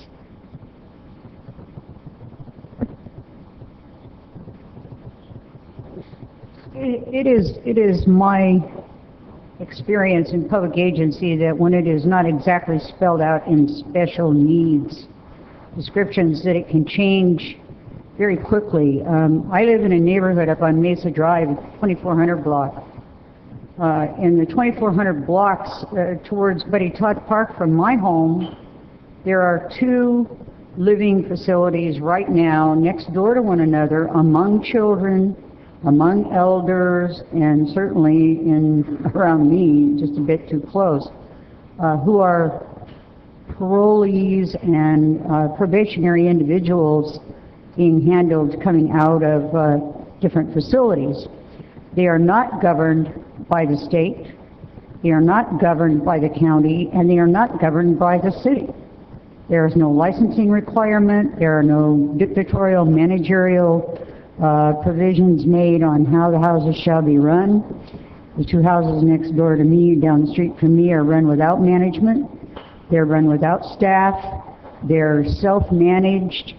There have been 2 incidents in my home already, one in an evening issue with one of the gentlemen from the drug and alcohol residence facility, and one in broad daylight from the psychiatric unit that's across next door to it, whereby they attempted to enter my home, and it was necessary for me to protect the interest of my property, and I haven't done that in 42 years I've lived there. And I'm perfectly capable of doing it. I will continue to do it. I developed me or them attitude at this point because they're turning around weekly in those homes. And in the area of Loma Alta, there seems to be another couple of homes that are being dealt with in the same manner. Those are all within a quarter of a mile of my property. So even though housing says this is not their forte and this hearing is not about that issue, I want my neighbors in the city of Oceanside residents to know, keep on the watch for this. Governor Brown has wished us a list of another 800 turned loose in the prison systems, and they are going to have to live somewhere. They're homeless when they come out. They need to be probationary guarded, and you will find them living next door to your children. Any other members of the public wishing to speak on this item may come forward at this time. Mr. Clerk, I see none. I'll go ahead and close the public hearing and come back to the council. Councilmember Sanchez, please. Thank you, Mr. Mayor. While I did not receive input regarding what is before us on this, I have received complaints from single-family residential neighborhoods where you have a transitional home where you got several adults, unrelated adults, and they are, as been suggested, not supervised. There's no program, and to me, there is, and especially where you have kids playing in the street, and you want to encourage kids to be out and exercising and things, but their parents worry about these transitional homes that don't seem to have any kind of regulations going on. I've certainly received several complaints about them popping up all over the city, including my neighborhood, Eastside. So I am concerned about that.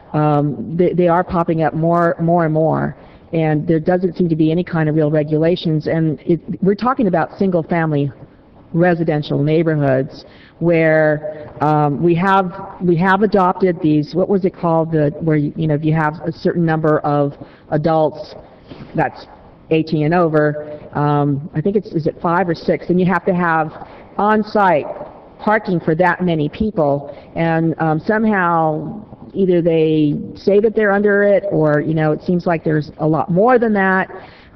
This is all about enforcement, and it puts a burden on our city, on our general fund to have to enforce our laws when we should be able to have a say about whether or not this is an appropriate place for it. It doesn't seem to me on its face that it should be appropriate for our single-family residential neighborhoods.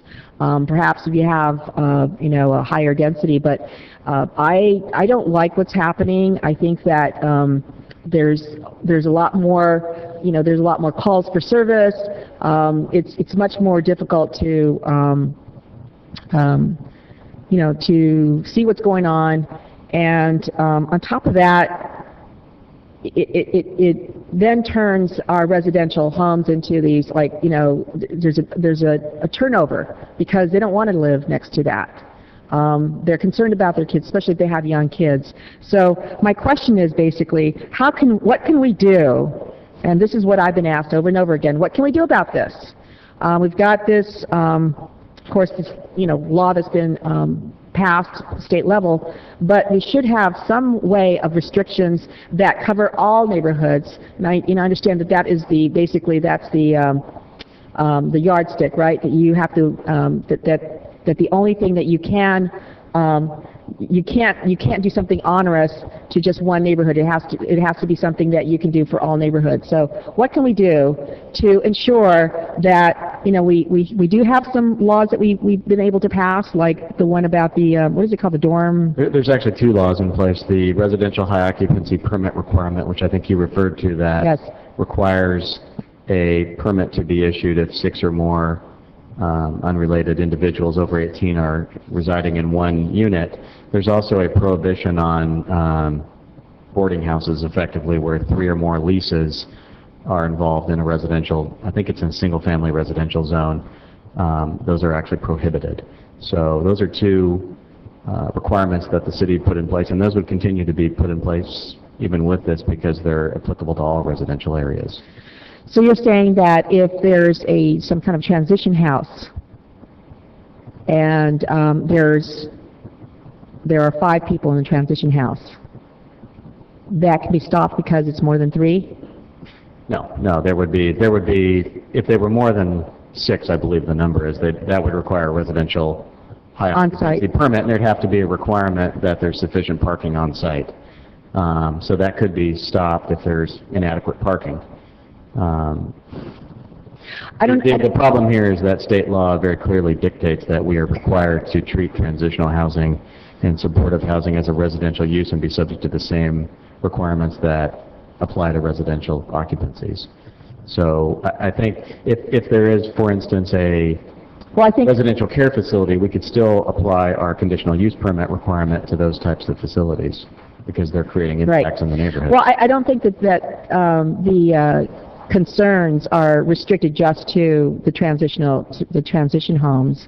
I think it's anywhere where you have lots of, single adults, unrelated, in a single family residential neighborhood. That becomes a problem. Something like that probably is better suited to, say, like a downtown area, more urban area versus a residential neighborhood where you have that's what the complaints I've been getting in East Side especially. It seems like they're getting more and more of these. If I may interrupt for 1 second, I agree with you, and everybody's concerned in residential area. I just want to make us get back on track on one thing. This is a state mandate that we have to do, and he's addressed what it is. Not being anywhere near residential areas within 300 or whatever. No, that's a shelter. That's a shelter. And I know that, but what I'm saying is I think yours is a little bit different, but I agree No, with actually, it's the same. I also agree that part of this we need to enforce our own regulations besides this one. So I just want to clarify. No, it is the same. It is, in fact, spot on. All I said was, what I prefaced was that I did not get these comments in response to what is before us, but that's probably because people have not gotten the word out. Hey, guess what the council's going to do? They're going to say it's okay to have these transition homes right in your neighborhood, right next to your 5-year-old kid. Guess what? And I, for one, don't want to have to say, yes, I voted for this, because they're going to, when they find out about it, it's going to be very, very difficult. So I know this is difficult for us, but is there a way, because I don't think that the 6 has been very effective. Honestly, I still get complaints about it. So that was a first step. And I would like to know, I don't know what San Diego's done, if San Diego, because that was a model that we used, San Diego and I think San Marcos as well, for the dorm, whatever, the dorm room things, where you got, multiple kids renting one house, and there's like 20 living in there, right? So I know that was the beginning of it. But it has been a way to lower the densities for single-family homes. How can we take the next step? And that's what I believe our public wants us to do. Thank you. I agree with you 100%, but this seems to be a little bit different in the sense we're mandated, I think we're mandated to vote on this issue. Would you try to address your answer or questions, please? If you can't, City Manager. Councilmember Sanchez, the state law that applies here is very, very prescriptive and very specific. I mentioned earlier that we have limited discretion with these action items in what we can apply locally, uniquely here. And with transitional and supportive housing, unfortunately, it's the case that the language is very prescriptive in SB 2, telling us this is the language, essentially verbatim, that we want to see you enter into your zoning standards. I don't think No, I think she. I don't think you understood what I said. I understand that we can't be that whatever restrictions we have needs to be throughout the city. Absolutely, let's do it throughout the city. That's what I meant. Thank you very much. Deputy Mayor Kern, please. I thought Peter was going to. You're right. No, I know how to change it. The idea is that you get a new legislature and change the majority, and then you can change HCD. Right, but that's not going to happen. We all know that, and we're just following state law. I mean, we can rail against this as much as we can, but, we're getting the wording from the state. We're applying the state rules. And actually, I think the state has taken this on out of the hands of the cities because no city would want to do this. So I think that's why the state has come in and overridden the cities on these issues. So it's not something that we want to do. It's something we have to adopt in order to get our housing certification. Once we get that done, we'll have 8 years for them to think of more stuff that we have to do next time to make it even harder for all these issues, because one thing about the state legislature, they like to think of new stuff. So I think we're going down this road. Hopefully we can solve this. The only 2 things or 3 things I want to really address. One, I want the 1 to 10.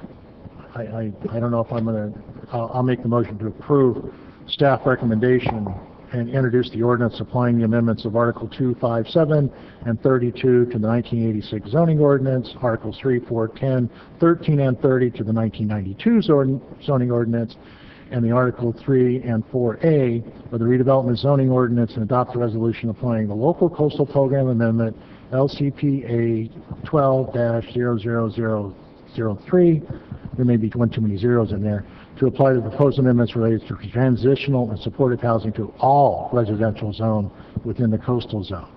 However, I assume someplace along the line that'll get seconded. I want the 1 to 10 ratio. I think that's very important because that'll address some of the issues that people were talking about, supervision. Also, and this is my question, so we have a unit come in. We have the Jack Felder emergency shelter, and he puts it in a light industrial zone. And then we have the Jerry Kern emergency shelter, and I want to go within 2 blocks of him in the same zone. Could that happen? I mean, because I'm fearful that we may overload some zones. So, I mean, how can we control that? Deputy Mayor Kern, the state allows us to apply a minimum separation requirement between shelters, but tells us that that separation cannot exceed 300 feet. So that standard is expressed as a maximum concentration of shelters, and the standard reads, no facility shall be sited within 300 feet of another emergency shelter. Okay, so that's, okay. Well, again, and that's measured from the property boundaries. Okay. And we're going to take it, I know that we've had problem with one emergency shelter, winter shelter, in a residential zone this past winter, so that will not be allowed this coming winter. Is that correct? Because these are emergency shelters. And first of all, who declares the emergency? Is it something that we do, or is it something that... Winter shelters you're talking about. Any type of emergency shelter. Well, like I say, also, churches do it in the wintertime. Yeah, to clarify, Deputy Mayor Kern, what the state is requiring us to do is allow by right permanent emergency shelters. That may sound like a bit of an oxymoron, but these are shelters that are not subject to seasons or inclement weather or what have you. They can operate year-round. Okay. Yeah, and that's the by right in the industrial park. Correct. So if anybody wants to go someplace else, we can require a conditional use permit? That's the answer I wanted to hear. So with that, that was my motion. Hopefully you guys, I don't have to repeat it. Hopefully you guys are taking... Do we have a second? Sure, if we have them repeat it, no, I'll second the But the motion. attorney's waving at me, so I don't know. I don't know if you included the staff discussion about light industrial zones in the airport area as continuing to have a CUP. Yeah, well, the staff recommendation, I thought I said that, but so the light, obviously, in the airport industrial zone and the 1 to 10. And Deputy Mayor Kern, would that also include the recommendation that we amend the standard regarding the distance between shelters and residential uses to say that shelters are not prohibited within 300 feet, but they would require a CUP? Yeah, I think we need to keep it as far away from the residential areas as possible, so that, too. Have we covered in that motion everything you wanted to hear? Yeah. Kind of convoluted. Was there a second? I didn't hear. There was a second thing. With that, we finished. Councilmember Fulling, please. Thank you, Mayor. I just want to clarify 2 points. First, this is something that's being crammed down our throats from Sacramento, and anyone who has any concerns or complaints with this, this is coming from Sacramento with a majority legislature that, to put it politely, has a worldview that doesn't match the majority of the city of Oceanside. So our hand's being forced on this. But my second point, and I share the concerns that Councilwoman Sanchez expressed, but I guess I'm confused on how it relates to this item we're voting on, because I thought what we had here was a very narrow issue dealing with shelters in light industrial areas and had nothing to do or didn't overlap in any way with halfway houses or shelters of any kind in residential areas. Now, I guess I need an explanation here in terms of, are we in any way voting on rules that apply to activities in residential areas as Councilwoman Sanchez seems to be concerned on or wants to deal with, or are we dealing specifically with shelters in light industrial areas? Councilmember Feline, while both of these action items fall under one program in the Housing Element, Program 11, they are distinct. One is addressing the state requirement that we allow shelters by right, emergency homeless shelters by right, in a zoning district, and the other speaks to an allowance for transitional and supportive housing facilities in all residential districts in the city. So there are two action items here, yes. Okay, so then it sounds to me then that the Councilwoman has some legitimate issues. Is there anything she's brought up here that we should address tonight, or anything we should bring back for further discussion? Because certainly, I would certainly want to address any concerns we need to deal with here. As valid as those concerns are, again, the law is very specific and very prescriptive, and essentially requires us to verbatim enter this language allowing these two types of facilities in all residential zones.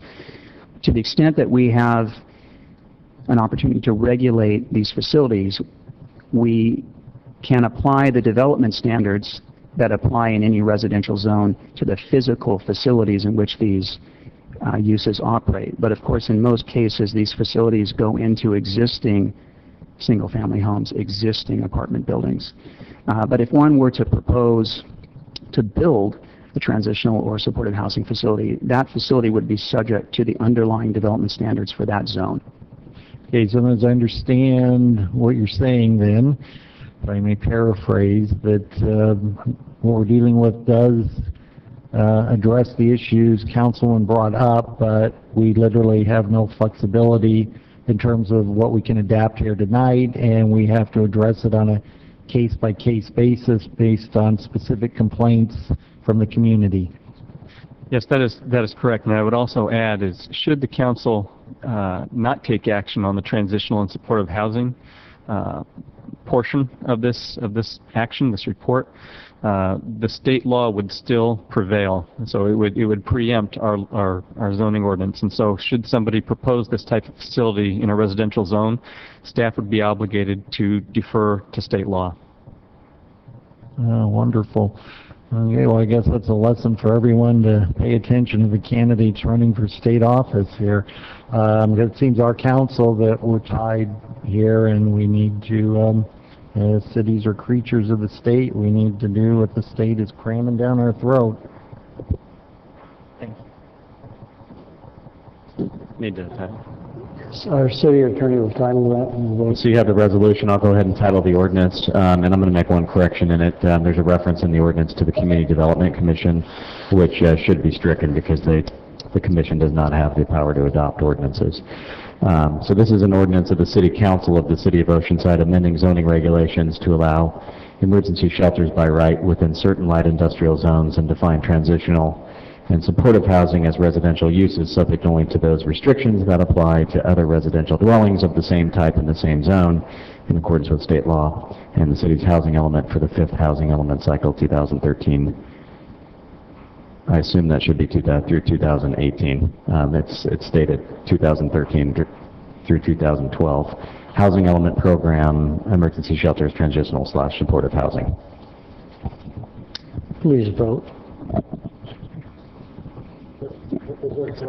It should be 21. There is. It's 2013 to 2021, the 8-year planning period. 21. You got that changed? Yeah. Motion approved, 4-1, Sanchez, no. Thank you very much. Mr. Clerk, when you get the chance, 26. Thank you, everybody. Item number 26, comments from the public relative to water quality to the public health goals report as required by Health and Safety Code 116470 and acceptance of the public health goals report. Thank you. As a mayor, I'll open this public hearing. Ask for disclosure from council members. No contact.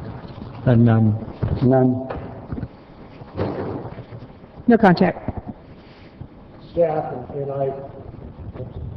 Staff and obviously I'm on the Santa County Water Authority, and these issues come up from time to time that we've talked about this at that level. Thank you. Mr. Clerk, correspondence or petitions? None. Thank you very much. With that, Ms. Dale, thank you. Good evening. This is again another mandate from the state. It's regarding water quality relative to public health goals. Let's get the presentation up there. There we go.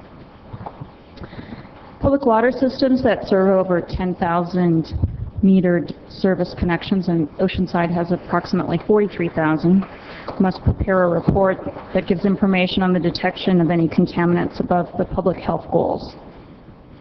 They also must conduct a public hearing and receive comments from the public relative to the report. This report covers drinking water samples taken during 2010, 2011, and 2012. The requirement to prepare a public health goal report is unique to California. The reports are required in addition to the extensive annual public reporting of water quality information by California water utilities, and in addition to federally mandated consumer confidence reports.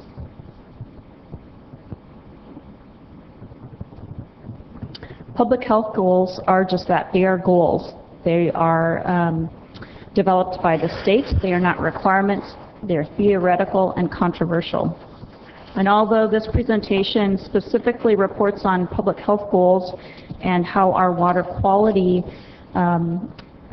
is in relationship to the public health goals, we'll also be discussing water quality as it relates to two other levels shown on the screen.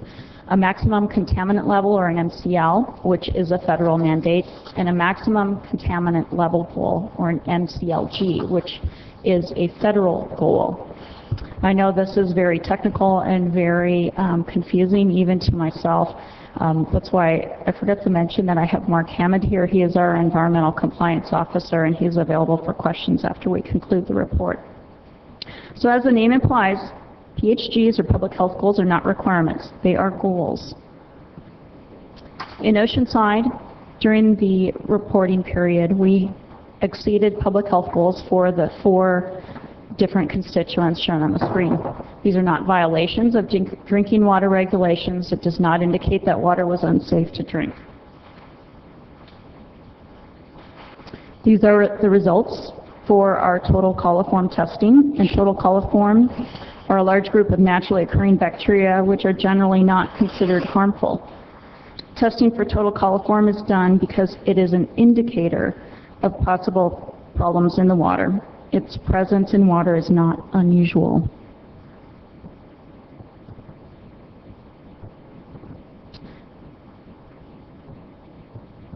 So this slide basically shows our water system is in full compliance with federal and state requirements. We're not recommending any additional treatments. And a little bit about the coliform exposure. The next constituent is lead. Main sources of lead in drinking water are lead solder and faucets containing brass or bronze internal parts, which usually contain lead impurities. Typically, these are found in consumer homes and not in our water system. And every 3 years, the city is required to sample inside 50 homes for lead, and this was last done in 2012. So this determines whether or not the water system is providing corrosion control. And if we weren't providing corrosion control, lead could leach out into the water and be harmful to consumers. These are our lead results. And it shows that our water system's in full compliance with the MCL, or that, I'm going to have to help me out with this, Mark. Our water system is in full compliance with the action level, which is 15 parts per billion. 90% of the samples that we take in the city's homes have to be below 15 parts per billion, and our highest level was 5 parts per billion. So our 90th percentile is well below the action level. Thank you. Please show the health risks for lead. Again, our water system is in full compliance with the requirements, and no additional treatment is recommended for lead. Lastly, gross alpha radiation and uranium was one of the constituents that exceeded the health goal. It's caused by naturally occurring radioactive elements found in the soil and rocks, and uranium is a typical alpha radiation emitter. Another complicated table, like our lead table, basically this shows the detected levels were below their respective MCLs, or the regulated level for these constituents. It also indicates that it is not a violation of drinking water regulations, or indicate that the water was not safe to drink. Here are some risks for radiation exposure as well as treatment recommendations. I think what's important on this slide is the second from the bottom bullet point. The estimated cost for treatment, if we were to treat, would be $53 million per year, which exceeds our annual water budget just to treat for this one constituent. So we're not recommending any additional treatment. So at this time, as part of the mandate, we would like to receive public comments on the report and accept the report relative to public health goals. I'll be at sidebar to take any questions along with Mark. Thank you. This is a public hearing item. Any members of the public wishing to speak on this item may come forward to address the council at this time. Pull the crowd down. I'm looking around the crowd. I see none, so I'll go ahead and close the public hearing and come back to the council. Deputy Mayor Kern. Thank you, Mr. Mayor. I just wanted to, one thing that I really want to reiterate to the public, even though it was said several times, our water is completely safe, and we test it all the time to make sure it is completely safe. I know it kind of gets scary when people have a report on our water that, oh, maybe there's some problem, but this is something we do on a regular basis. So the water that you test for home consumers, do you just go to somebody's house and pull it out of a faucet, or do you have like a set number of houses you check constantly, or is it you change the number, or you change the houses randomly? If you're referring to the lead sampling, the requirement is to test inside the home because the lead solder is typically found in home plumbing and not in the water distribution system. So after it leaves the city system and enters the home, the government wants us to see if we are regulating the corrosion control. So there's a certain number of homes that are required to be tested each year. I believe the number is 50. Is that correct? And obviously, we have some older homes and newer homes. Is it something that you pick at random? I would probably venture to say that 1.5 lead reading probably came from an older home. I'm just guessing here. Honorable Mayor, City Council members, and lucky City Manager. We are required by federal regulations to sample the lead inside the homes. This program's been going on for roughly, I guess, about 20 years now, and there are several tiers that the homes have to meet these criteria in these tiers. And we select these homes based upon when they were constructed, whether they potentially had lead solder or lead plumbing. So these homes were selected based on these tiers that are spelled out by the federal regulations. So the homes are all fairly older, probably older than 1983, I believe. And because past that, there was no lead in the solder or lead plumbing allowed. So, yeah, so these are probably older homes. But again, most of the time we find lead, it comes from the fixtures is where it usually comes from. All right, thank you. Do we need a motion to accept the report? Is that what we're saying? Okay, I'll make the motion that we accept the report on water quality relative to public health goals. Second. Councilmember Sanchez. Thank you, Mr. Mayor.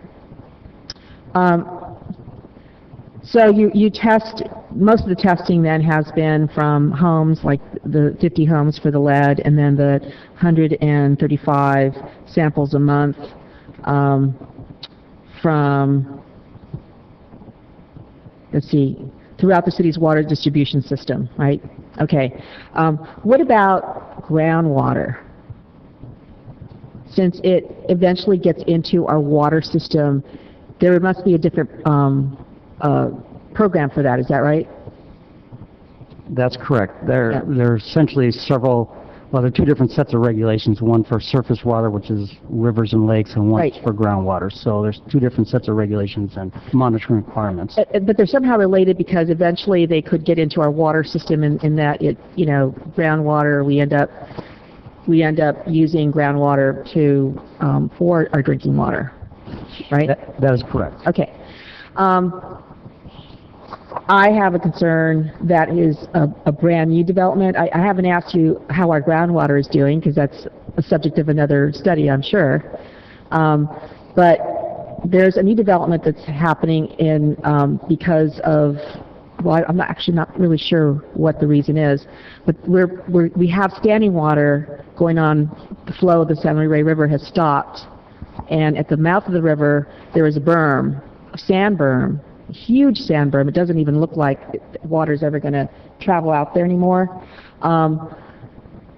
That other program, my concern is because that standing water is smelling really, really bad. I don't know if you've had a chance to drive by there, but eventually it will impact this.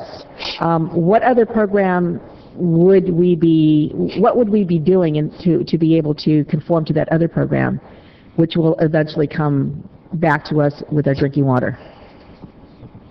Well, there's certainly testing that occurs under the Clean Water Program and the Stormwater Program, and so they would be taking samples in that area.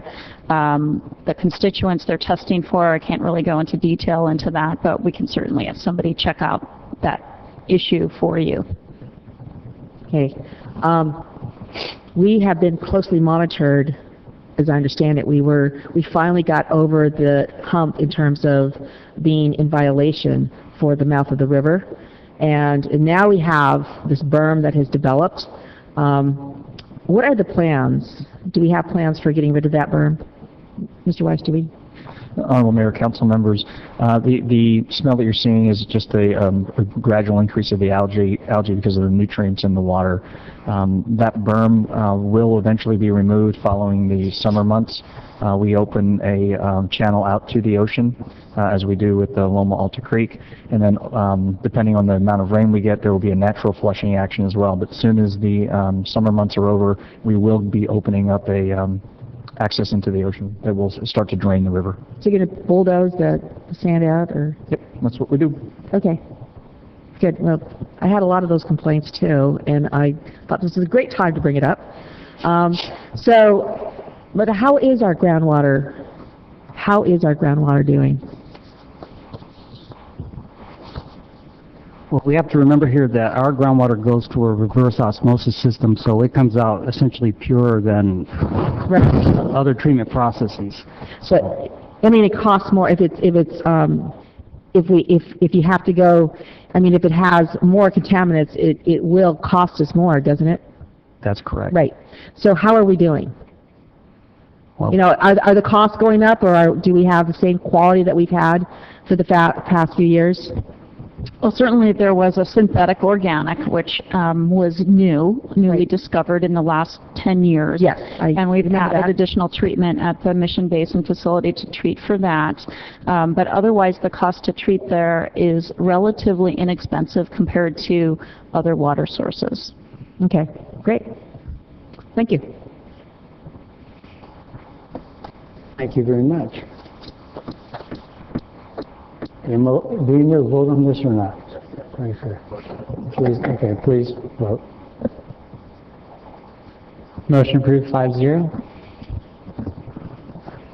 Mr. Clerk, I have a city manager item number 29. Do you have it? Item number 29, it's emergency to repair a 24-inch main pipe located adjacent to the Guajomie Reservoir pursuant to City Code 228A-.24A3. Thank you. Mr. Weiss, your item. Oh, I'm sorry. Hi, Carrie. Hi, good evening. I'll take this one too. You have a report in front of you about a 24-inch pipeline adjacent to the Guajomie Reservoir. It had a leak this week. It was significant enough to require some extensive repairs outside of what city staff would typically do. Because the leak is significant enough to cause property damage, we felt it was necessary to get an outside contractor in and conduct the repairs.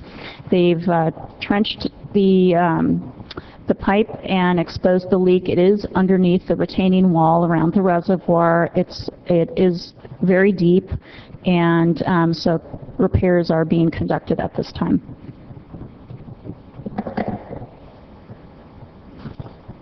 Thank you. So do you have more comments on it?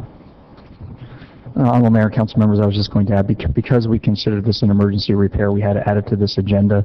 We anticipate that the work will be completed by the end of next week. Thank you, sir. Councilmember Feller? No public on this item. There's no public on this item, Mr. Ledger. There's no public here except one. Correct. Just wanted to make sure that was covered. I move approval. Do you have a second? No, we need a vote, and we need a 4/5 approval of the emergency repair under the Public Contract Code because this was done as an emergency. And if we vote against it, it doesn't become an emergency anymore? Was there a second again? I'll second. Thank you. Any further comments? If not, I don't see any. I do have a question. Were there any concerns that were lodged about this at all? In the manner in which the emergency work was done? plan and the manner that the work was done, there was concern about making sure that the reservoir stayed operational, and so conducting the repair under an emergency order was necessary to have it done, especially during this time of year when it's really hot, and we need the reservoir to be full for firefighting purposes as well as for, supplying to customers. Did any of the wildlife agencies register a concern about how the repair emergency work was done? Not that I'm aware. It's an already disturbed area inside the reservoir property. Okay, thank you. Mr. Furley, please vote. Motion approved 5-0. Thank you very much. The only thing I see left, if I'm correct, is the council reports. Mayor Wood. We'll go with that. My council report is have a good Labor holiday coming up. That's all. Be safe. That's all I have. Deputy Mayor Kern. Thanks. It seems like this last couple of weeks, all I've done is given economic updates to different organizations. I gave one to North County EDC. I gave one yesterday at Camp Pendleton about the economic impact of the base. I talked to SBDC and their program there about contracting with government. So it seems like everybody's coming around now that the economy is getting better. They want to find out how to do things, how the economy in Oceanside is doing compared to the rest of the state and the rest of the region. This last weekend, the library had their book sale. They did very well, and I carried too many books, but that's what we do. And then we had a business opening. I think Councilmember Feller was there. I mean, not Feller, but Councilmember Feline was there, and the mayor was there. Bounce Composites, who makes the stand-up paddle boards. It was a nice little barbecue they had there. And then I've attended a couple of workshops. One was direct potable reuse, and the other one was about the update of our water treaty with Mexico from 1944. So, as part of the being on the Senior County Water Authority, I get invited to all these things. We attended the opening of LA Fitness. It's the last time I'll see the inside of that. So I think that's a great facility. If you have a chance to see it, you got to go see it. It's the old Mervyn's site, and they have a swimming pool in there and all the facilities they have. I feel better just by looking at it. So to do that. And then Councilmember Feline and I attended the NAACP Back to School rally at Maricosta College. And they had quite a lineup of people there giving them book bags and pencils and preparing those young students to go back to college. And then the other thing, I did meet with the Oceanside Unified School District with Councilmember Sanchez and the city manager. Since school is starting, what their concerns are, I think no major concerns. I think there's some issues that will be worked out as we go along. And then yesterday I met with the Vista Unified School District representatives and their superintendent with the city manager about their issues. And obviously it's the same one right now as everybody. It's basically traffic around the schools. So the idea is be careful out there. These kids are back in schools. I think the parents need to be aware that traffic laws apply at all times, and we don't give an exemption for the first day of school or the first week of school, that we will apply the traffic laws. And so as far as illegal U-turns and parking where you're not supposed to park, that will be enforced. So be safe. Thank you. Councilmember Feline. Well, it sounds like Councilman Kern covered 90% of my report, but I will add one item, actually a couple items. Councilman Kern was also there at the Biocom PAC reception, and that's held down in San Diego, and we get a chance amongst the Biocom industry mover and shakers to plug Oceanside and keep Oceanside in their mind for any potential expansions to get the kind of high-income, high-education type jobs that we want to attract to the city. The other event I attended, I didn't get to mention at the last council meeting, I want to bring forward is I was very happy to attend the Oceanside Museum of Art summer gala that they had as a fundraiser, and since we were discussing the Museum of Art a little earlier, just what a wonderful institution it is to have in this city and what a great cultural asset it is. And so I was very happy to attend that event, and that concludes my report. Thank you. Councilmember Feller? I had already been to LA Fitness to actually consider joining, but it's I'd have to get a pay raise to actually join. So that's out of the question. So I guess I'll just have to do those push-ups away from the table. I personally want to thank Peter for his service to our community. A lot of history of every bone that's buried in this city is going to go out the door when Peter walks out, and we owe a great debt of gratitude for somebody that stepped in from the public works sector, spent a huge amount of time with all of us trying to make this city the best in North County, the best in the county, the best in the state, and honestly, I think we are, and that's a tribute to Peter Weiss. You know, I just hope he doesn't move, because we definitely. He got a taste of Minnesota and mosquitoes, so I don't think he's moving there. But yeah, they got a taste of him, yeah. But he's invaluable to our community going forward, and I just early wish for a great retirement. I know there's something else out there, professional hockey or something, so. I hope he enjoys that when the time comes. Wanted to mention the pier swim. I think it will be held on the Labor Day. And unfortunately, I'll miss it for the first time in 13 years because I'm going to be in South Dakota watching a grandson play football. And I got a free ticket from my sister, so I'm leaving to go to South Dakota for a few days and watch a football game in the city that I was born in and where my mother graduated from high school. So, and all these young people that are out on the streets now going to and from school, I just hope and pray everybody's very, very safety-minded and keep them from any serious injury. Just that's a prayer every day. Thank you. Councilwoman Sanchez? Well, there are a lot of things going on in Oceanside. Wonderful place to be in the summer. Wonderful events that are out there because we have such wonderful employees and departments. And on Friday, we had our last concert in the park at Rancho de Oro. It was wonderful to see so many families out there. The sun was out and had some Celtic music and Celtic.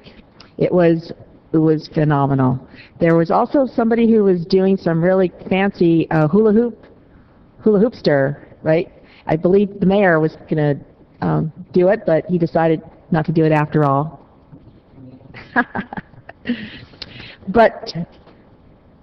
And also, another wonderful event that happened on Friday was the fundraiser over at Jitters for the Oceanside Outrigger Canoe Club, which is the largest canoe club in North San Diego County. That fundraiser, I mean, Valley Gilly does a wonderful job. She, through her foundation, she is able to raise money for so many phenomenal projects. She continues to be a real asset for Oceanside. Now, tomorrow is a really big day because, see if I can get this up here, because tomorrow, August 22nd, it's rolling out the carpet, the red carpet this week, and that's for our Oceanside International Film Festival. That is something that is such a great thing to go to. We've got actors, homegrown actors, Oceanside actors that are young, really young kids to adults, doing their own thing. They get these awards, and a great reflection for Oceanside. Tomorrow, Thursday, it starts off at 5 to 9 with a red carpet welcome and opening evening at the Star Theater. That's across the street here at 402 North Coast Highway. It's going to include the arrival of famous stars, reception of filmmakers, live entertainment, refreshments, appetizers, and screening of guest feature film Working Class, with its production and actor members present. Winners of previous OIFFs. On August 23rd, now this is an actual 4-day event. It's that big, and it gets so many people to come. On Friday, starts off 10 to 12:50 with screenings of family-friendly films at Star Theater. And then 1 to 2:25 p.m., there are actual workshops, screenwriters' workshops, presented by Antonio Viana and Leonie Tremaine at the Oceanside Library. And then 2:35 to 9 p.m., there's a screening of other family-friendly films, again at the Star Theater. On Saturday, which is day 3, sponsored by Breakfast Club Diner, 10 a.m. to 12:50 p.m., it's screening of films at Star Theater. 1 to 2:25 p.m., Copyright for Filmmakers workshop. From 2:35 to 4:25, screening of films at the Star Theater, and then 4:30 to 5:30, Digital New Wave, Creating and Curating workshop by Nelson Garvahal. And 5:40 to 9 p.m., additional films being screened at the Star Theater. Then the big finale on Sunday, 9 to 12:55, screening of student films, 2 separate categories, K to middle school and high school to college. And that all takes place at Mediatek Institute, which is located on Oceanside Boulevard. And then, finally, 1 to 5 p.m. on Sunday, closing award gala at Star Theater. Includes arrival of industry stars, refreshments, appetizers, entertainment, Life Achievement Awards for industry stars, OIFF 2013 Awards ceremony for filmmakers for each category from the OIFF jury. So this is really an exciting event. And then 1 week after that, same place, same back channel, it's the Star Theater, Saturday, August 31st, 7 p.m. And Sunday afternoon, September 1st, 2 p.m. It's a whole other program where you've got, if you want to be a star, some of the kids and the adults actually rehearsed and did tryouts for this, so that this is a true local community talent. Who's got talent? And it's only $15 a person, and it's at the Star Theater. And then on Friday, August 30th, drum roll, we have the grand opening of Alex Road Skate Park. It is state of the art. It's going to be a wonderful, wonderful addition to Oceanside. At Friday, August 30th at 3 p.m., there's a ribbon cutting and refreshments. So I hope you help us welcome this wonderful facility to Oceanside. It's located on the corner of Fusat and Alex Road. And I guess that's it. Thank you. I would add something here at the end. I skipped it. I think it's interesting, the public should know, I mentioned it before, but we've had 160-something students here in the last 2 weeks from France. And they're designated to come to Oceanside, not someplace else. They come here, sponsors, so about 60-something last week, another 60-something this week, with approximately 500 more in the future coming to our city with sponsors and guests and et cetera. That was important, number one. Then we had 60-something kids here with some teachers from Taiwan. And then we had 20-something kids here from mainland China. And then this week we had our sister city students here from Fuji, Japan, probably about 20 of them. And then later in October we have the mayor of one of our sister cities coming here from Japan. We'll greet them like they did us in Japan, treat us like royal guests. But I thought it was interesting for a city like Oceanside. We're getting all these international visitors wanting to and coming to Oceanside, not only to visit, I think that's important, but they're also coming here to learn English or get proficient in English, and I think that's interesting that they're all coming here to Southern California and stopping in Oceanside. So I'm proud of our city because it must be something we're doing around the world that the people want to come here. So who's ever being involved out there, thank you for being what you're doing and making people happy and coming from around the world. That's all I have, other than I'll adjourn. Pardon, sir? It's the water, huh? Thank you. Thank you. I'll adjourn this to September 4th at 2 p.m. Thank you.